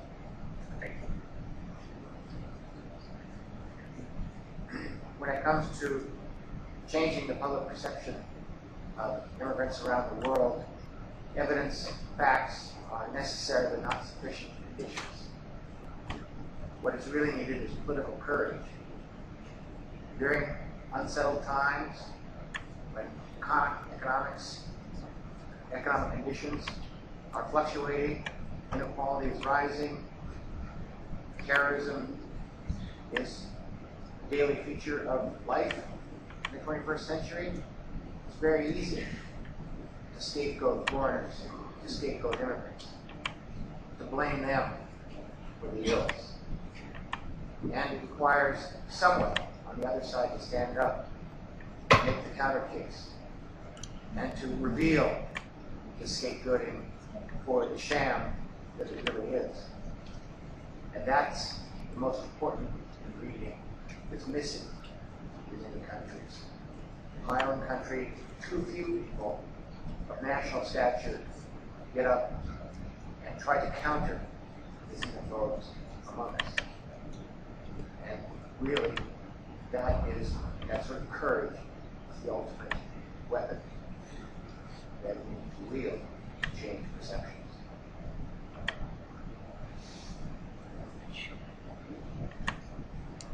Thank you to all of the panelists. I think this has been a stimulating discussion. I took 4 quick points out of it, which I think are very important for the high-level dialogue. The first is that migration is a manageable issue, and that the goal of managing migration is doable in terms of both the scale and the issues at hand. Second is the need to think about migration and development not just in terms of remittances, but in terms of the much larger role of the diaspora, but also the environment in which migration takes place. Third point, the need for partnerships amongst governments and between governments and civil society, and certainly with migrants themselves playing an extremely important role in that process. And then the fourth, and I really thank our keynote speaker for having set us on this course, but I think the fourth and perhaps most important issue that came up is the need to always keep in mind in every case the human face of migration as we think about the larger policy issues. I'd like to remind the participants that we're following immediately into the next panel and call on the second panel to please come forward. Please join me in thanking our panelists.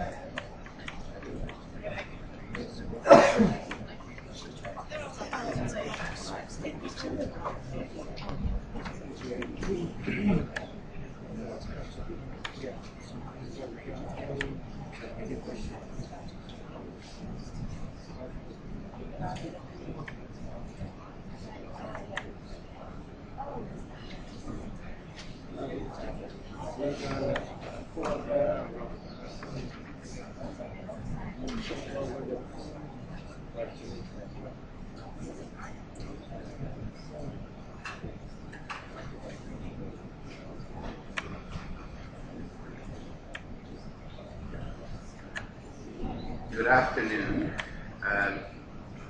My name is Dimitri, and I would like to start with the second panel of the day. We're running a little behind, so I'm informed that we'll try to finish this panel within 60 minutes. And in order to do that, I will need the help of the panelists and your help in asking questions that go directly to the moment. The title of this panel is Facilitating Labor Mobility, Protecting Migrant Rights. And I think what the title already suggests is that facilitating labor mobility and migrant rights should be seen as two sides of the same coin. And this, in fact, is what we will try to do in the next 60 minutes. Lots of the things that we already discussed, economic growth, innovation, filling of jobs that otherwise go begging, creating opportunities for migrants, protecting the rights of migrants, but also the people that work side by side with them.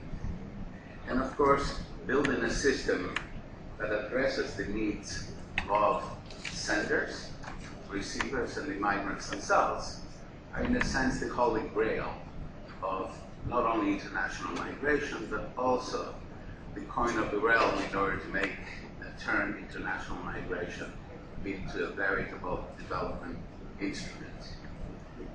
I would like to welcome the panelists. They're exceptional. To my right, we have Stefano Manservisi, who is the Director General for the relevant portfolio at the European Commission, who's the Director General for Home. But more importantly, his previous job was as Director General for Development. So I don't think that there is anyone who is more qualified than Stefano to actually try to link the two topics together, but I am sure that Stefano will also talk to us about some of the efforts that the European Commission and the Union are making on the issue of migration. To my left, we have Randy Johnson, who is the Senior Vice President for a variety of issues, but most importantly for this conversation, and the conversation that the United States is currently having about immigration reform.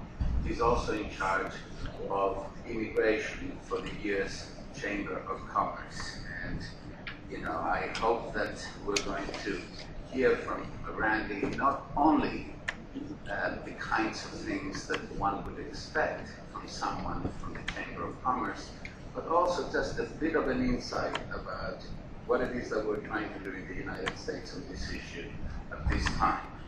And we will hear via video, I think, and from Mr. Kirkhope, who is the Special Rapporteur for Migrant Rights. And I will give the floor first to you, Stefano, and then we'll go to the United States, and then we'll hear from Mr. Kirkhope. Thank you. Thank you very much, Rick, and thank you to the President for giving this opportunity to address all the participants in this crucial event, leading towards the end of the I would like, in a quite systematic way, the possibility of debate later on, to elaborate a bit about the subject that seeks from the European Commission perspective. First, I would like to underline the full commitment of the EU on the Commission to ensure a successful high-level dialogue on migration and development. It's important because this is, in fact, rather a starting point of a process which will not be easy and without risk. Therefore, it's important to get it right. It's important from a development point of view, because development will increasingly be an issue, a global issue, send that a way to make our economic model sustainable. Therefore, to have something which is not just for the poor, but also for the sustainability of our economic model. Therefore, it's a global issue. And because within this issue to have migration and mobility properly addressed means to address one of the factors for the global development in the interest of everyone. Now, full engagement from the European Union. Now, why this is? 3 points. Because in a global economy, it is economically sound to allow the best allocation of all resources. This is not only for goods and capital, but is also true for human resources. Labor shortages, opportunities, bottleneck in the labor market, all these issues are not minor. The issues are intimately linked to a sound and sustainable way to organize our global economy. Second point, because it is about freedom. Freedom to choose opportunities, to choose the own future. Mobility is increasingly important. There is obviously migration which is forced, migration which is the result of violation of human rights, migration which is pushed by poverty, migration which is pushed by climate change. But at the end there is also a powerful push coming from individuals, a push for freedom, for more freedom. And this is important because this implies an agenda for freedom, an agenda for rules which allow this freedom to be put in motion to this way. Third, because in a world which is not borderless, this dialogue opens new avenues for a shared agenda of rule of law. Rule of law in order to make it possible more legal migration, bringing rights, bringing the possibility of access to welfare, but also rules on how to work together to fight against trafficking of human beings and fight against those which are exploiting, which is the main responsible channel for irregular migration. These are the three main reasons why the European Union is fully committed to this very important dialogue, which is a starting point of different things. Now, in the light of this debate, we are reflecting first about ourselves, which the European Union reacts. I think that the European Union experience has to look closer to regional experience, regional integration, as one of the components to deal with it and to find also global solutions. We have, at the European Union level, we have built progressively regional integration precisely on goods, on capital, and then at the end on free movement of persons. And we are now, in particular, because heavily hit by the economic crisis, we are looking at creating a more integrated new labour market, which is increasing standards, which is increasing, let's say, recognition of qualification, transferability of social and pension rights between citizens of different member states, and to support much more intra-EU labour mobility, which has already produced a good result, but which is still limited. But there is one point that we would like to understand. We set up a system of rules which allows EU citizens to move within this space of freedom, space of integration of economic activity, space of integration of labour standards, and we don't speak about migration anymore within the European Union. European citizens which are moving from a country to another European Union are not migrants anymore. People which are exerting their free right of movement. And this is a suggestion that we would like to continue to look at that, because this implies rules, this implies choice, this implies a level of integration which cannot be reached over which can be progressively controlled through more intense cooperation and regulation. In this context, the European Union is reflecting on how to operate with the new open to third countries, those which are coming from abroad, in order to facilitate the match between supply and demand, in order to address the issue of legal migration from third countries as a key component of our own development, as a key component of our capacity of responding to the shortages of the labour market. Eventually, as a way, responded to our objective to build a more competitive and long-term sustainable economy.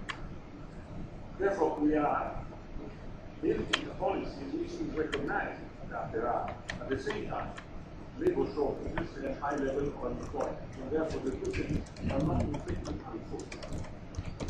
And therefore, the necessity to make a case about migration as a normal component of whatever economic plan is there. But it's also obvious that this is one of the most delicate aspects of our life. Because economic crisis is also creating a bad narrative. It's creating xenophobia. It's creating, let's say, phenomena which are of rejection, on which are different. And I think what we have to do together, at regional level, in the case of the progressive global is to make a narrative based on evidence, not only, of course, because we need also leadership to occur. But the regional agenda in which is not only is normal, not only is normal to deal with migration, but it's normal to, let's say, organize, using terminology that we can organize. But what we want to say is not a problem to manage, it's an issue to manage. It's an opportunity that must be planned, must be understood, must be implemented. Now, I think that in this context, for us, there are three basic messages that we like to underline in view of the identity. First, migration is an enabling factor, must be recognized even more as an enabling factor for the if it is well managed. And therefore we can identify some targets. Target number one, for example, is to identify the barriers, being physical barriers, being legal barriers, which are not alone this enabling factor to become a real driver for development. It is an assessment which must be done with professionalism, having in mind all the difficulties, and then in order to be equipped in terms of knowledge to then decide what to do. But this could be targets. For example, to cut by 50% the cost of the financial transactions to send money back home. For example, to identify the costs for a resident permit or a lease. In terms to analyze what are the costs simply for entry into a given country and society. So there is an issue here to make a sort of assessment of what are the barriers. The second is to look at the intra-regional vehicle mobility, skill development program, skill certification and recognition, and portability of rights. I'm not now defining which right how far, but simply this should be important. Example, they handle it as must progress and possibly can become targets for the cost of things. Third, the fact that there are rights to things. Equality of treatment, for example, when they are doing migrants are doing the same work that nationals. And portability of rights and access to welfare and to the system which are also important. Therefore, I think that there are three areas in which we go. But then there is how to do it. This is say, another way that is like to express the life of others. This agenda, which is for me, for us, a starting point for the life of life, cannot be a unilateral agenda managed by government. I think that this will suggest multiple approaches of inclusiveness and that, by the way, a very meaningful dialogue and inclusiveness. It should be an inclusive process in order to create awareness and to create ownership. Because I said, this is a field which is far from being managed. This is a particular moment of time, moment when bad policies can fail. Therefore, inclusiveness and ownership are key. Therefore, I think that in order to be inclusive and not remain just about declaration, I think that we have to create a solid partnership with the private sector and with social partners. Private sector because it is the driving force in creating economic activity. Social partners because they must ensure the rules are respected of everybody and it's not happening or sometimes unfortunately happens among workers eventually material of being violated. Second, big let's say area to involve are the migrants themselves. They are not just subjects of the city. They are actors in their own life. And that it must be also actors of the policy decisions. Therefore, migrants and civil society are important therefore to have this included into this process. Important because they are important to watch and to respect rights of migrants, including those which are in fact refugees, those which are looking for protection, because their human rights have been violated. Then, third, partnership and cooperation with third countries is an agenda which should bring more dialogue between country of origin and country of destination of all kinds. I'm not talking about South-North. I'm talking about the global phenomenon of migration, which has been defined since. I think that from this point of view, the regional dimension again can face some ideas. As the European Union, we have launched an experience which is called Mobility Partnership or Partnership for Migration, Mobility and Security, which are framework in which we are trying to promote economic migration, legal migration, matching supply and demand, but the demand is prepared as much as possible in order to upstream prepare, to identify, and not to create mismatch as unfortunately is the case, the vast majority of our customers. The second also to talk about in clear terms how to fight against irregular, which means eventually to fight against fraud. Therefore, to talk about the common level playing field of security, because the security is not on one side of the border, it's on both sides. It's a question of rule of law, they conduct in this way, it is clear and more acceptable. Therefore, the mobility partners are a way to be in a bilateral but regional relationship between the European Union and a certain number of countries, in particular the NATO, in particular. In order to start a process which can lead can start from more modest, let's say, exchange of information and best practices, and lead towards much more integrated agenda with harmonization of laws and duties, with visa-free schemes, with full acceptance of this presence of labor forces in the European Union. It's not easy. It's not automatic. It's not mechanical. But it's the way that we're trying to move in order to put together all these elements that since the beginning. Now, I conclude here. I would like sincerely to express the hope that the panel discussion will provide an important input to the identifier. There's this mechanism for development, but also for migration and mobility policy, which must also be taken into consideration in order to see that at the end of the win-win situation that we are building, the hope we are building, is in the interest and at the end of it, because migration is about people. Then we can formulate numbers, figures, facts, but it's about people. Therefore, we are working in order for people which can be better off after this high-level dialogue and can open an agenda in which we can prepare better.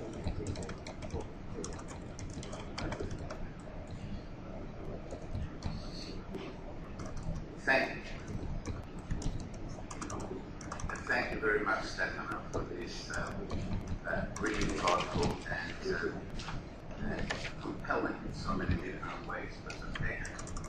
And thank you also for creating a segue for Randy to talk about how you engage employers in this process, because fundamentally, this is not only about government to government, or even just government and migrants. It has to engage, just as you said, employers and the social partners.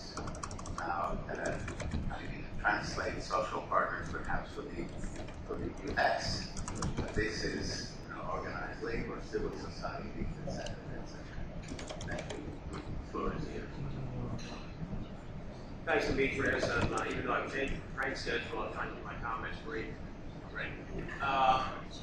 No, and I appreciate the comments of yours, the past speaker, in the sense that when I looked at the background material for this event, I was encouraged that there's an actual section in there saying we need to engage the private sector for what we've done in the past. And certainly, I agree with the U.S. Chamber of Commerce, not the Department of Commerce, by the way, in the United States, but the United States Chamber of Commerce, who represents something like 3 million employers in the United States. And I would say, as Demetrius said, we are right now at the cusp of the next couple of days passing a major immigration reform bill in the United States Senate. It's probably the biggest reform bill since 1965 in the United States. And it's got elements of everything prior speakers have already talked about, whether it's border security or legalization, or certainly migration in the sense of temporary worker programs. And temporary worker programs, let me emphasize that will also allow those migrants who come into those programs to move to permanent residency. I think that in the United States, whether Republican or Democrat, most decision makers have bought into the idea that we are going to have increased immigration or migration. Part of that is we also have to have a mechanism by which those people in the United States working, expanding our economy, have to have a pathway to legal status, certainly, but ultimately citizenship. No one is sort of buying into the concept of having a second-tier set of workers in our country. You'll see some discussion of that, but I think we have certainly passed that very early in the United States. Let me mention what's kind of going on in the legislation in the Senate, because I think it is a walk through bits and pieces of that. I think it might sort of inform this discussion and how we balance sort of the interests of the employer community along with protecting migrant rights. The legislation is huge. It is 1,100 pages, but it's a complicated area. I'm going to talk a little bit about, we can talk about border security if you want, which a major member of the Senate voted on last night. But I'd like to focus on the area of temporary worker programs and how the employer community engaged on that with the unions and others. And I should say that the Chamber has been involved in this issue for at least a decade now, working with Demetrius and others, and we've always been heavily engaged with the Congress on this, along with the unions and others. So with regard to migration, there's three parts of the Senate bill. One is high skilled, which I know that was my topic for this panel, but I'm going to move from that. High skilled in our area sort of defines those with college degrees or above. I would say 8 or 9 years ago, there was probably not even an acceptance in the United States. There was a shortage of workers in those areas, in the high skilled, high educated areas. But the dialogue has moved forward now that I think people have accepted the fact that it makes no sense to bring immigrants educated in our universities and then send them back. We want to give them the option, up to them obviously, the option to stay in the United States. And this bill has many more visas for highly educated immigrants who want to come to the United States to work. And it has loosened up our permanent residency called green cards to allow them to move from working for employers to permanent residency in the United States, which of course is the next step of citizenship. A lot more numbers in that area because there's a general acceptance that higher skill will bring a lot of benefits to job growth in our country. Well accepted now. I pointed out here because it really wasn't accepted so much 5 or 6 years ago. In the area of agriculture, much less tough work, lower skilled. It's interesting that in the United States, I think most people have recognized that, frankly, most Americans don't want to work in agriculture. It's backbreaking work, and we are heavily reliant on migrant labor, and we have recognized that at least probably more than half of our migrant labor in agriculture is undocumented, and frankly, mostly from countries, whether it's Mexico or otherwise. And there's a movement to move that population to become legalized and again put them on a pathway to citizenship. But more to the point, also we recognize that we are going to have to continue to rely on migrant labor to work in those areas.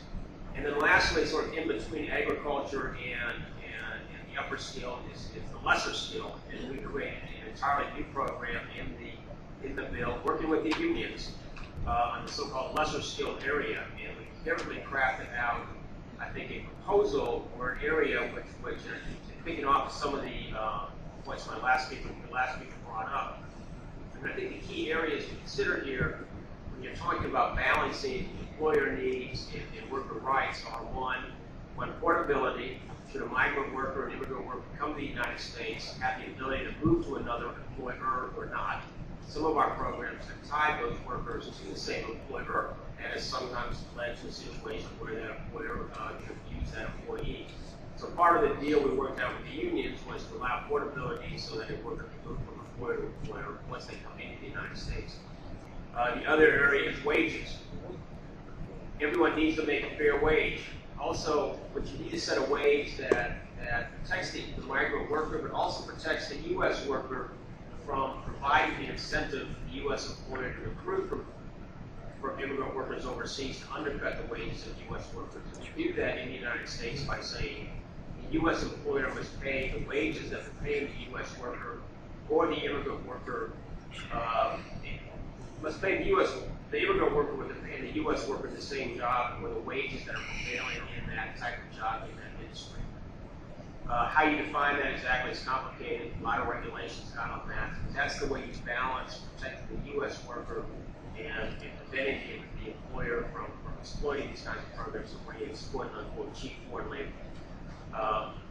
The last area is a few other areas is pre-recruitment, which is I think in the United States, I think to engage in this discussion, you've got to be able to say we are going to have a process again so that migrant workers will not undercut the domestic workforce. And to have that, you really have to have sort of requirements that U.S. employers must go through to show that there is in fact a shortage, which means we must bring in migrant labor.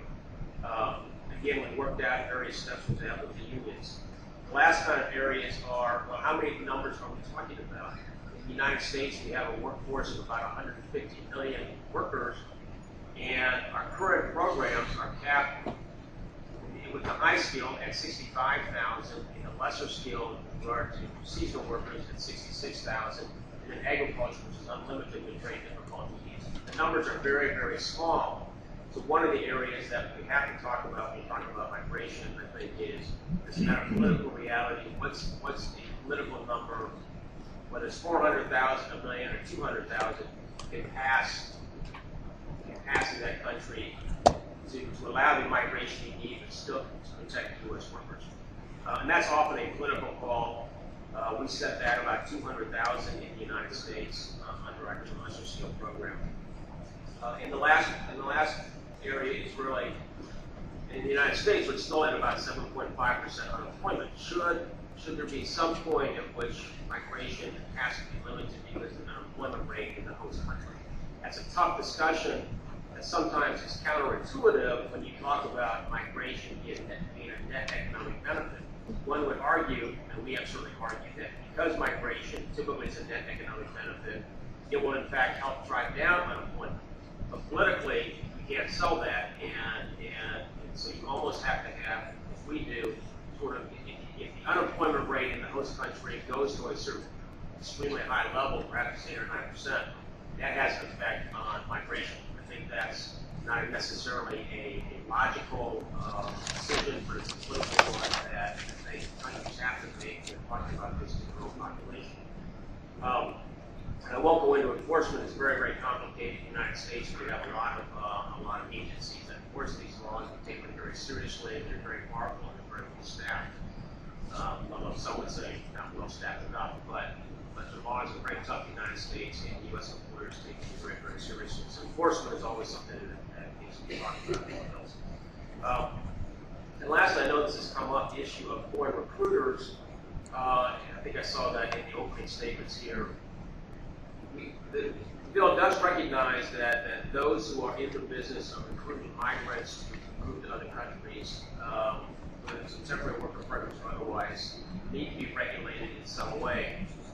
But it's important to strike a balance so that the regulation is not so burdensome that you push these employers out of the system entirely, because they are in fact an important part of the process. Demetrius, I went through that only to sort of talk about certain buckets that perhaps those participating here can think about when they're talking about how to sell migration programs between countries, because you really have to have the host country, of course, has to be willing, it has to be convinced that one migration is good for that country. I think we have passed that hurdle, and that's a huge hurdle in the United States. Unfortunately, it took us a long time to get there, but then you have to move on to the next steps to make sure that migration, whether you talk about permanent immigration or temporary worker migration, which can lead to permanent residency, is legally, orderly, and safe. But those are very complicated issues once you drill down beyond the top level rhetoric.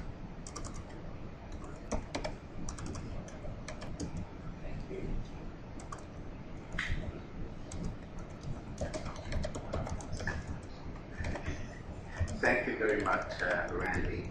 And now we're going to be hearing from Mr. Tupper.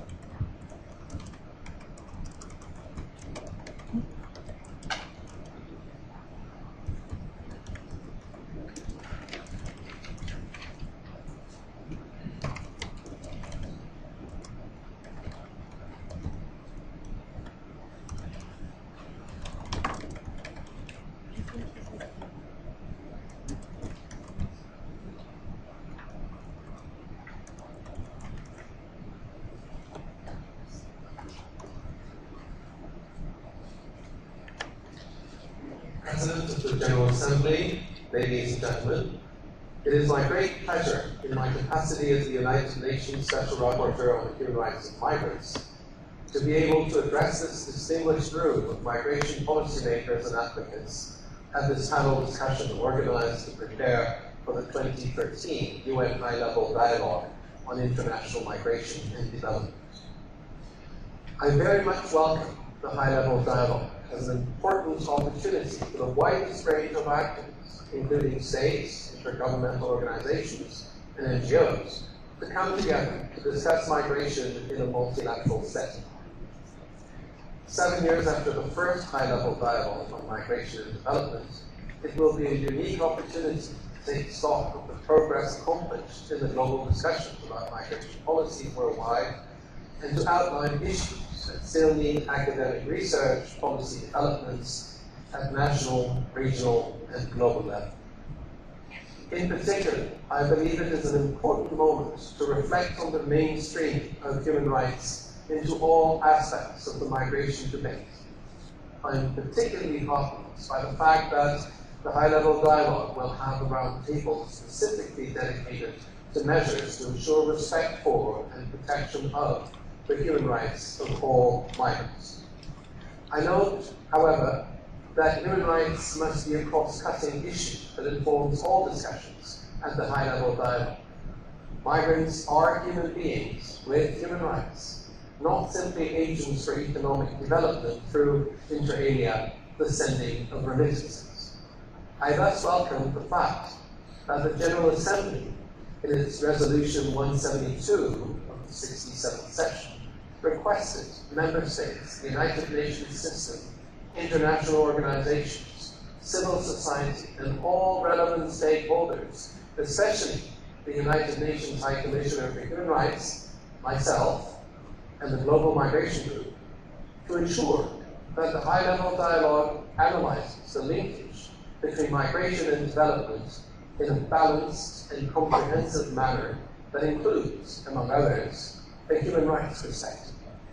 Concerning Roundtable 2, it is incredibly important that we are vigilant not to encourage blurring of categories such as migration, smuggling, and trafficking in human beings. The topic for Roundtable 2 thus clearly distinguishes between, firstly, a focus on promoting human rights of migrants, whilst, secondly, combating smuggling and trafficking. It is thus important that these two issues are sufficiently deep linked. Otherwise, the conflation of the topics may falsely give the impression that irregular migration is a criminal offense, in line with trafficking or smuggling.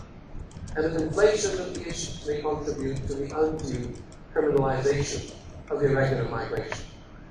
With this in mind, I hope that the HLD's Roundtable 2 will be organized around two interlinked but separate panels, as was the case for the third roundtable of the 2013 High-Level Dialogue series called Towards the 2013 High-Level Dialogue on International Migration and Development, which was held in New York in February. Furthermore, it is important to distinguish between smuggling and trafficking. While trafficking, by definition, includes exploitation and entails a number of serious human rights violations, smuggling is essentially the service of moving people from point A to point B and does not necessarily involve any human rights violation. I hope this distinction will be taken into consideration during the discussions at the high-level dialogue. In line with the human rights-based approach, the pursuit of migration as an inclusive, equitable, and sustainable process can only take place when human beings become the central concern of migration policy. In this regard, I would like to make specific mention of the question of terminology. In my work as Special Rapporteur, I have intentionally emphasized the importance of using the term irregular migration and migrants in an irregular situation. This is in accordance with relevant international consensus and human rights standards. In light of the fact that irregular migration is not a crime, and irregular migrants are not criminals per se, the use of the expression illegal migrants should be avoided at all costs. The UN General Assembly Resolution 3449 of the 9th of December 1975 recommended that stakeholders avoid using the term illegal to describe migrants in an irregular situation. Using incorrect terminology that negatively depicts individuals as illegal contributes to the negative discourses on migration and further reinforces negative stereotypes against migrants. Moreover, such language legitimates the discourse of the criminalization of migration, which in turn contributes to the further alienation, marginalization, discrimination, and ill treatment of migrants on a daily basis. This is of paramount importance in the context of the high-level dialogue. Given the diverse nature of migration and the plethora of institutions engaged on diverse aspects of regional migration, the coherent framework which insists on human rights as its core and which avoids language which can undermine a human rights approach is of paramount importance. Concerning the legal framework, I wish to remind everyone that all migrants, by virtue of their human dignity and without discrimination, and with two narrowly defined exceptions, the right to vote and be elected, and the right to enter the same country. All migrants are protected by international human rights law on the same footing as citizens. The two human rights covenants explicitly refer to national origin as a prohibited ground of discrimination in the enjoyment of civil, political, economic, social, and cultural rights. Human rights are not only citizens' rights. The fundamental tenets of international human rights law, non-discrimination and equality of treatment, have to be fully applied to migrants, just as they are to any other marginalized group in society.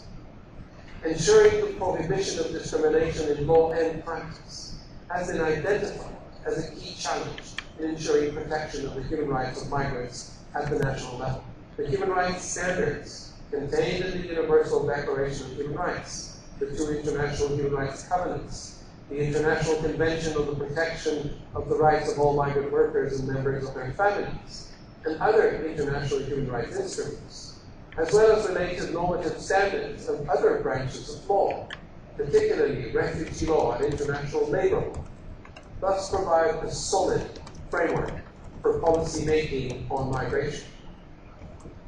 However, despite the legal framework in place, migrants continue to suffer abuse, exploitation, and violence. The lack of understanding about human rights of migrants makes them an increasingly vulnerable group, easily targeted. As a result of this lack of information and understanding, migrants are increasingly subject to xenophobia, anti-migrant sentiment, hate speech, and hate crimes, which in and of themselves are human rights violations and can lead to further serious human rights abuses, particularly when physical violence is involved. In this regard, there is an urgent need to counter the increasing social acceptance of xenophobic and anti-immigrant discourse, which dehumanizes the movement of individuals in search for a better life behind populist terminologies such as flocks and flows and waves of people. In such discourse, the individual has no place, no name, and no rights. It also severely undermines the public understanding of the positive contribution that migrants, as engines of new experiences, perspectives, and ideas, bring to a country's social and economic development. Here are some of the issues I hope will come up in the discussions at the high-level dialogue. The decriminalization of irregular entry and stay, which should never be considered criminal offenses. The move away from detention as a tool in combating irregular migration. How to ensure awareness raising on the human rights of migrants. How to combat xenophobia and xenophobic violence against migrants. How to ensure effective protection of the human rights of children in states of origin, transit, and destination. How to ensure the enjoyment of all economic, social, and cultural rights, including the rights to education, health, and adequate housing for all migrants, including irregular migrants. How to ensure the human rights of migrants at the borders, both at entry and during expulsion procedures. How to ensure migrants access to recourse to independent institutions on all the human rights violations they face due to their migration status. In order to properly deal with all these issues, I believe there is a need for greater involvement of the UN in the global debate on migration. My 2013 report to the General Assembly, which I will present to the Third Committee towards the end of October, will look at global migration governance and its impact on the human rights of migrants. The report will explore the framework for migration governance both inside and outside the UN, and we look at both the global, regional, bilateral, and national levels of governance. One idea which I will present in the report will be to hold regular high-level dialogues with a negotiated outcome document. My report will be available online on my mandate's webpage before the high-level dialogue takes place, and I hope that the report and its recommendations can contribute to the discussions at the high-level dialogue on the future of global migration governance, particularly how it can be improved in order to enhance the respect, protection, and fulfillment of the human rights of migrants. I look forward to discussing all these issues more in detail at the high-level dialogue, where I hope to be able to contribute actively to the discussions as a whole, and also particularly in Roundtable 2. Thank you very much.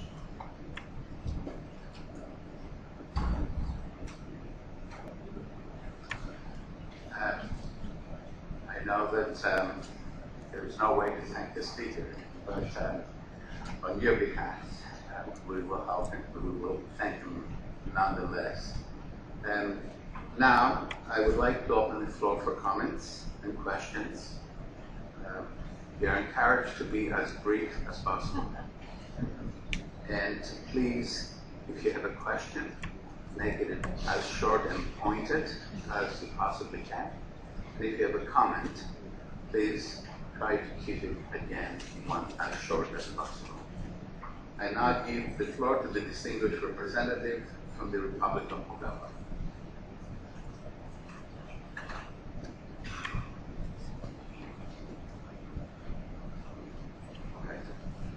Thank you very much. I'm very glad that we spoke about the two elements today that are important in the view of the preparations for the high-level dialogue. After all, we are here to discuss the preparations for the high-level dialogue. The two elements that I would like to refer were mentioned in the presentation, in the last presentation of Mr. Grebo, also in the presentation of Mr. Manselis. The mobility, the right of migrant to be there, to go, to migrate, but also to respect for human rights. And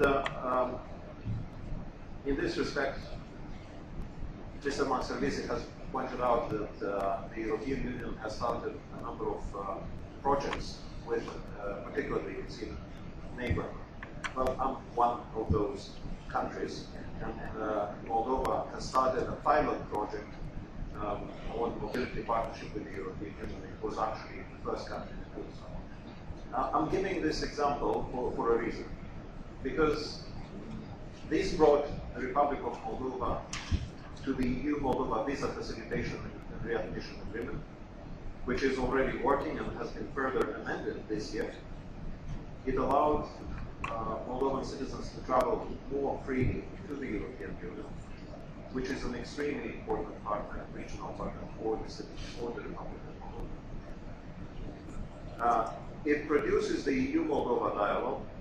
Moldova has taken steps on its side on document security, on border management. We even have, in another context, the EU border assistance Ukraine and Moldova.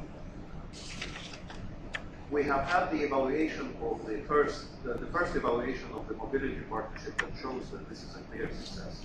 So this is actually the steps that can be taken by origin countries in their turn in order to provide the necessary steps, the necessary measures, to have the migration going into the right direction. And that would be the direction of legal migration, also with the protection of their rights. On the other hand, the development agenda is also important for us, and we have mainstreamed the development agenda into our mainstream migration into our national development agenda in another pilot project along Jamaica, Tunisia, and Bangladesh,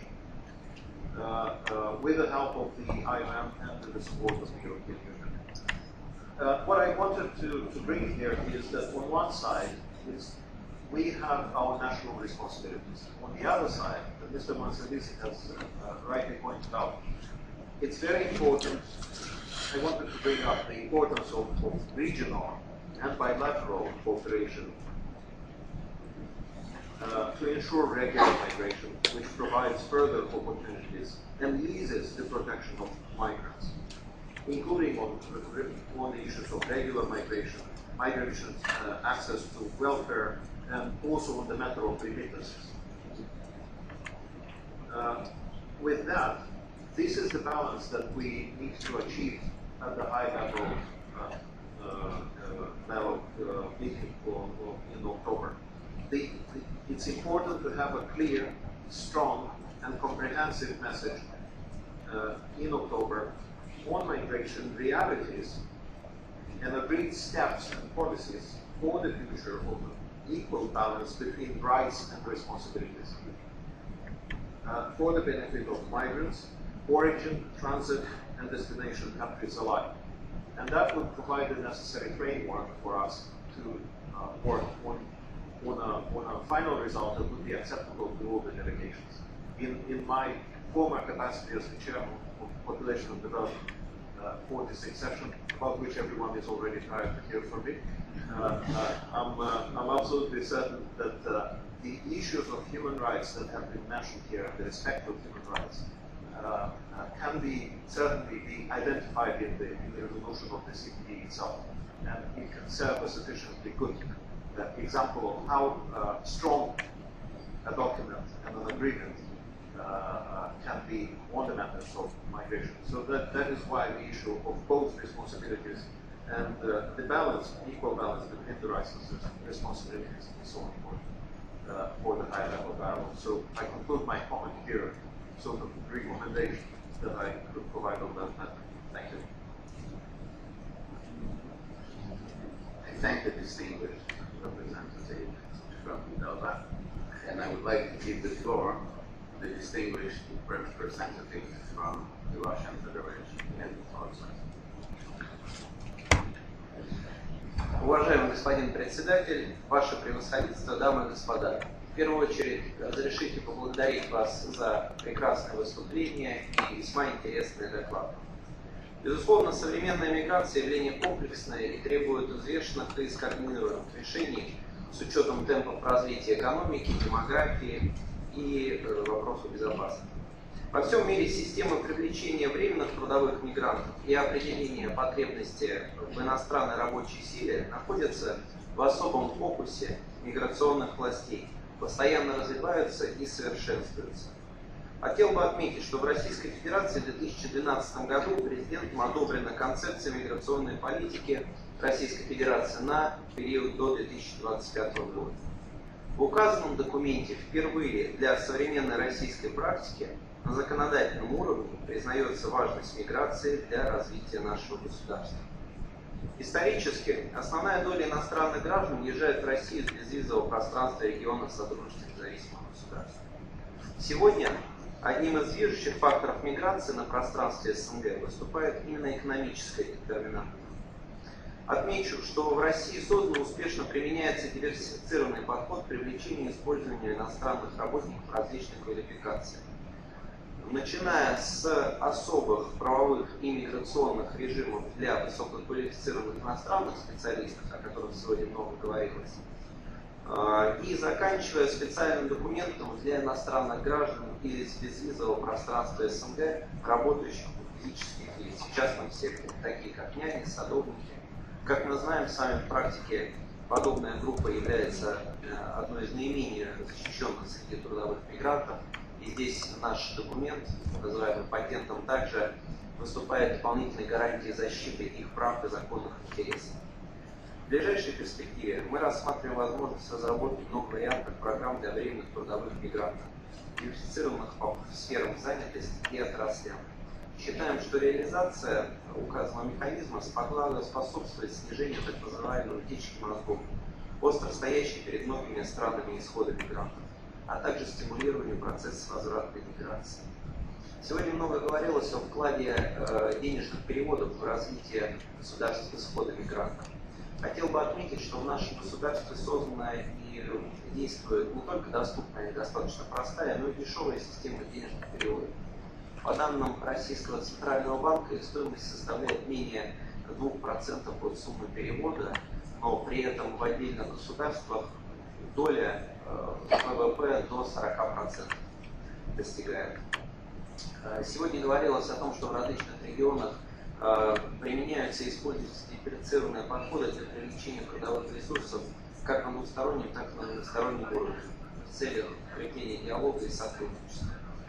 Концепция общего миграционного пространства на территории СНГ, которая была подписана в 2012 году, предусмотрено, что современная политика в области миграции должна формулироваться с учетом интересов принимающих стран и стран-доноров миграции. В этой связи мы также последовательно развиваем на пространстве СНГ с коллегами систему организованного привлечения трудящихся мигрантов. В целом мы видим, что создание и модернизация институтов легального трудоустройства и миграции является одним из самых действенных рычагов по снижению нерегулярной миграции и ее негативного явления торговли. При реализации указанного курса необходимо всегда помнить и уделять необходимое внимание гуманитарным аспектам и защите прав человека. При этом мы стремимся содействовать именно легальной миграции, поскольку понимаем, что легальный мигрант является защищенным мигрантом. И, наконец, возвращаясь к теме первой сессии, я хотел бы поблагодарить докладчика за прекрасное выступление. Я бы хотел отметить, что в Российской Федерации мы принимаем значительную роль в диаспоре, как в интересах развития нашего государства, так и в интересах развития государства исхода. Голос диаспоры в России услышан как на уровне самой высокой власти в рамках Совета по межнациональным отношениям при президенте, так и на уровне муниципалитетов, где действуют отдельные общественные советы.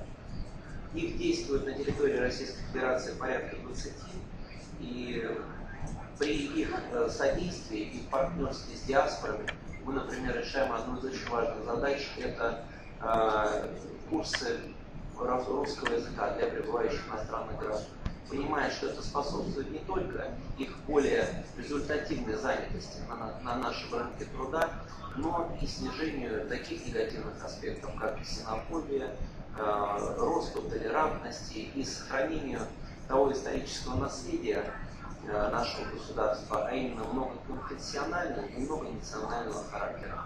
В заключение хотел бы отметить, что вопросы трудовой миграции и более активного использования потенциала диаспоры как в интересах развития государств исхода, так и приема мигрантов, безусловно, по нашей точке зрения, нуждаются в дальнейшем изучении и обсуждении на предстоящем заседании диалога высокого уровня. Спасибо за внимание. Thank you.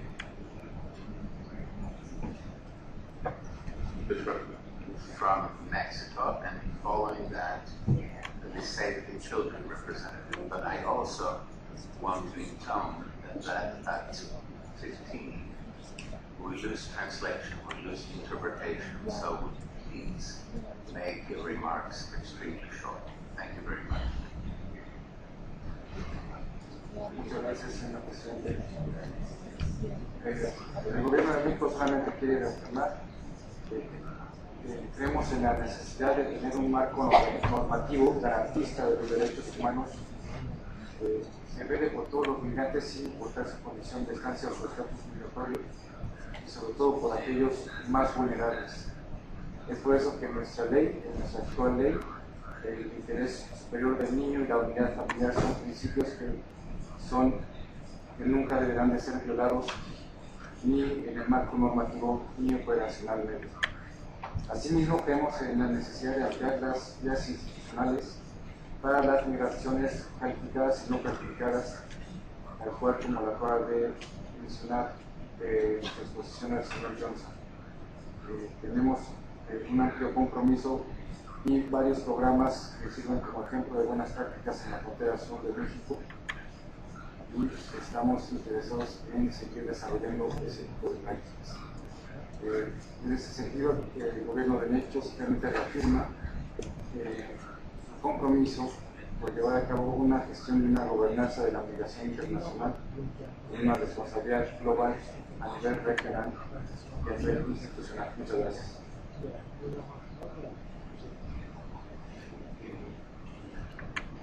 Representative from Mexico, Save the Children, please use 60 seconds. This way, at least the panelists will have an opportunity to get final remarks. Thank you. Yes, thanks very much. My name is Ian Ayala. I work for Save the Children and the Protection Division, and I would like to just to make a comment about the need to very much focus this debate, or any debate really, on migration and human development, on the needs of protection of children's rights. Like was mentioned today very powerfully by Ms. Nazario, children can be extremely vulnerable to exploitation, abuse and violence during the journey. And when they arrive at destination, they can face discrimination, and often they cannot access basic services, as has been mentioned by Mr. Coupeau. Save the Children is working very closely with children involved in migration, children with whom must be often referred to them, and it works closely with the Interagency Group on Children on the Move, which includes UN agencies like UNICEF, ILO, UNHCR, includes IOM, non-governmental organizations such as ourselves, Plan International, World Vision, and Television, and donors like Hope Foundation and individual experts. Now, in the lead up to the high-level dialogue, the Interagency Group on Children on the Move and Save the Children believe that the specific needs and human rights of children needs to be explicitly and meaningfully addressed as a cross-cutting issue during the high-level dialogue and beyond. So the opportunities as well as the challenges for children's movement process cannot be ignored. To this end, we have produced a background paper which illustrates children's rights and needs within each of the 4 thematic roundtables of the high-level dialogue. So looking at them as part of the political framework debate, when talking about human rights of migrants, when talking about international cooperation, labour mobility, and labour mobility, we think that all these issues are relevant for the protection and fulfillment of rights of children.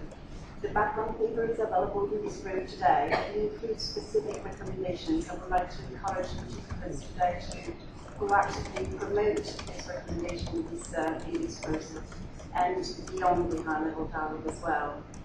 I would like to conclude by asking a question to the panelists today. Considering the opportunities as well as the vulnerability of children in migration, I would like to ask how if they could comment on how they see children fit within this their topic they've talked about today, and how they see the improvement of their protection. Thanks very much. Thank you. I would like to turn the floor over to each of the panelists for a 60-second response to a comment or question that was perhaps directed. Thank you. Stefan. Thank you. First, on a couple of issues that were raised by Mr. Coupeau, I think that I very much agree on the distinction between regular and legal migrants, and that we use appropriate terminology. I would like to recall that the European Directive on Return explicitly prohibits the definition of regular migrant as a criminal. This, by the way, has brought a couple of our member states to change their legislation. It's that of the European Union level. The combination of the Charter of Fundamental Rights and the positive legislation in place is precisely, promoting this, which can ensure that it's protected. Therefore, an irregular migrant is irregular, but it's not a criminal according to European law. It's important that around these standards, everybody is basically also action points. Second point, I think also that I would like very much to come back to the point made by the ambassador from Moldova on the fact that we are talking about a two-way process in which it is not just one party is giving and the other party is receiving. Otherwise, we're not talking seriously about a global issue in which everybody is a state. What we used to call receiving countries and those which are called in sending countries.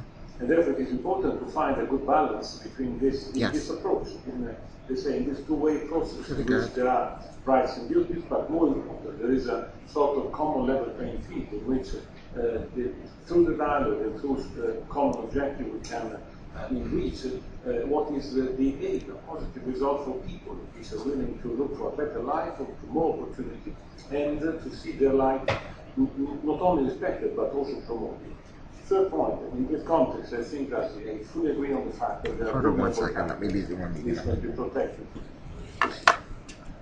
Concerning those which are not migrant but which are looking for protection, we recently reformed the European law on asylum, and therefore we enhanced in a quite important way all the protections which are for children, in particular unaccompanied minors, and for vulnerable categories of victims of torture.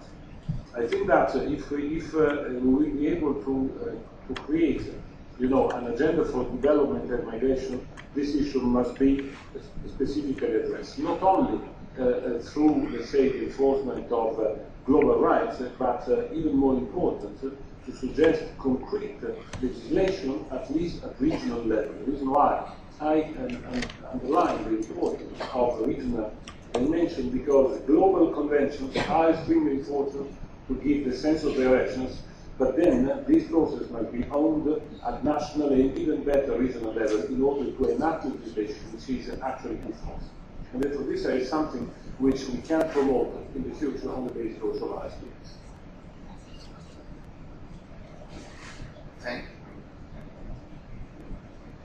I see we're a little past 1:15, so let me just, I think, with regard, we had a question about children right at the end. I think if you look at the Senate bill, you'll see that one way we are, I think, favoring family reunification and children is actually we're eliminating counting the spouses, counting the visas for the numbers of spouses and children as against the caps. So there's a subtle encouragement of family reunification in the Senate bill, which I think is one of the best. And so as a temporary worker comes over to work here and then to live, it's going to be much easier for that person to be their spouse and child. Secondly, of course, the United States has many laws on its protecting against child exploitation.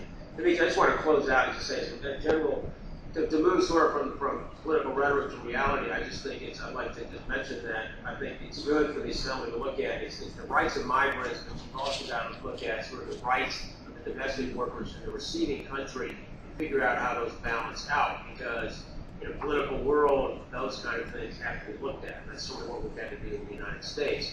And of course, to state the obviously, the third player on this, besides the government, is the employer community who will provide the jobs for migrants while protecting the jobs of the domestic workforce. So it has to be a part of the equation. And ultimately help the integration of migrants into the host country, as in this case, the United States. So sometimes I'm just a little afraid perhaps people are looking too siloed at some of these issues without losing track of some of all the other players that have to be looked at, and their interests have to be considered when you're trying to come up with a solution in this area.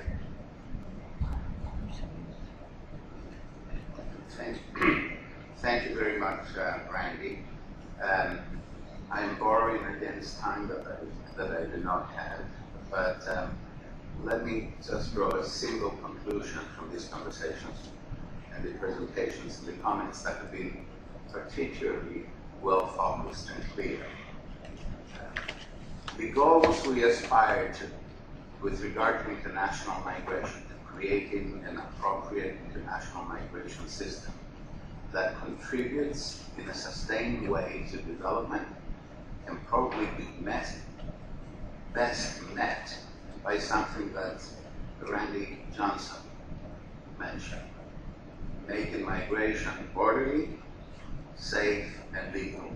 Incidentally, this is also implied in the entire statement of Mr. Manservisi and was also implied in the statement by Mr. Protoki.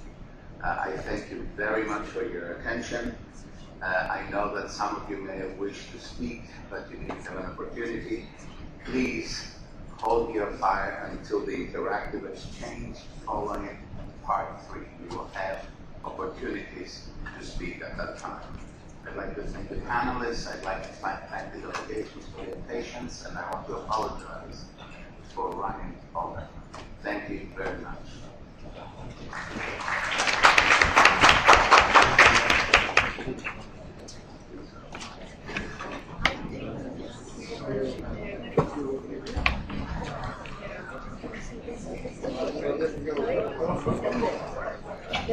The next?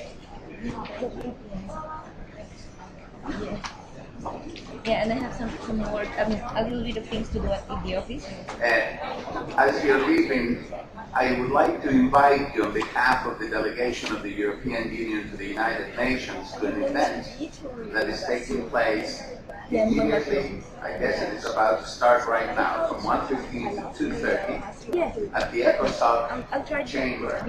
And you will have Mr. Peter Sutherland, Mr. Golash, the Minister of Labour for the United Arab Emirates, Dr. Kalota, the African Union Commissioner for Social Affairs, Ambassador Eva Akman-Boje, who is the chair of the Global Forum on Migration and Development, and of course, Mr. Stefano Manservisi. The moderator will be Ambassador William Swing, the chair, the Director General of the International Organization for Migration. You're all invited to attend. Thank you.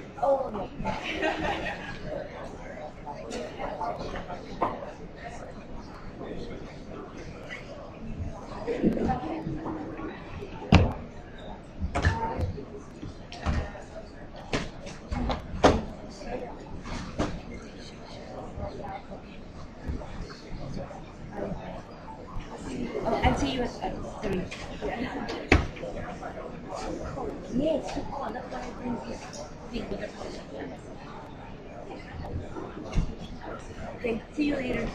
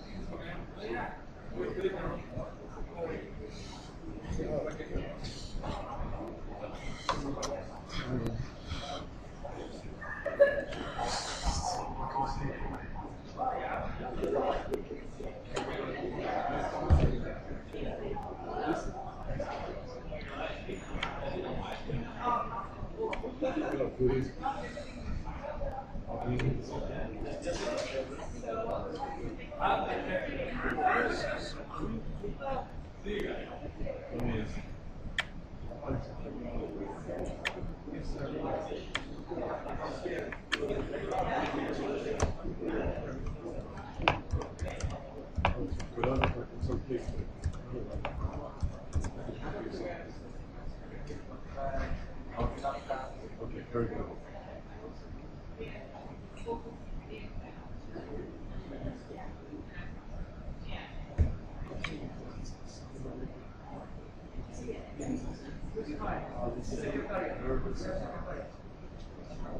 Stolen.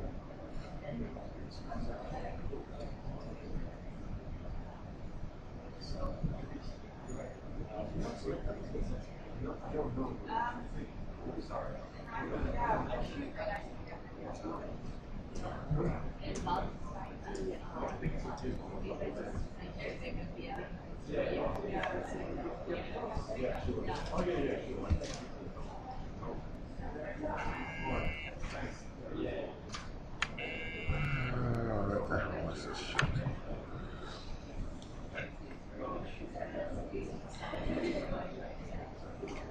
I didn't censor this at all.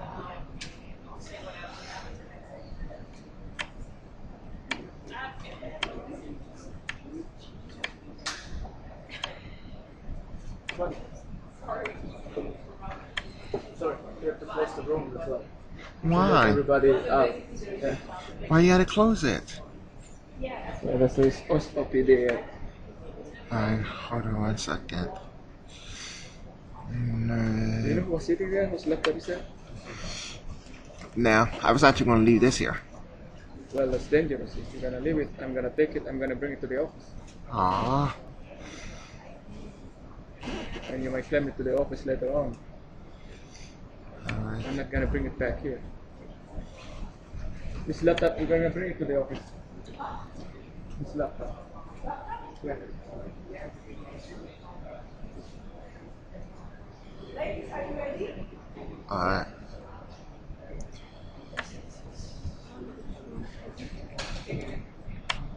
This better work.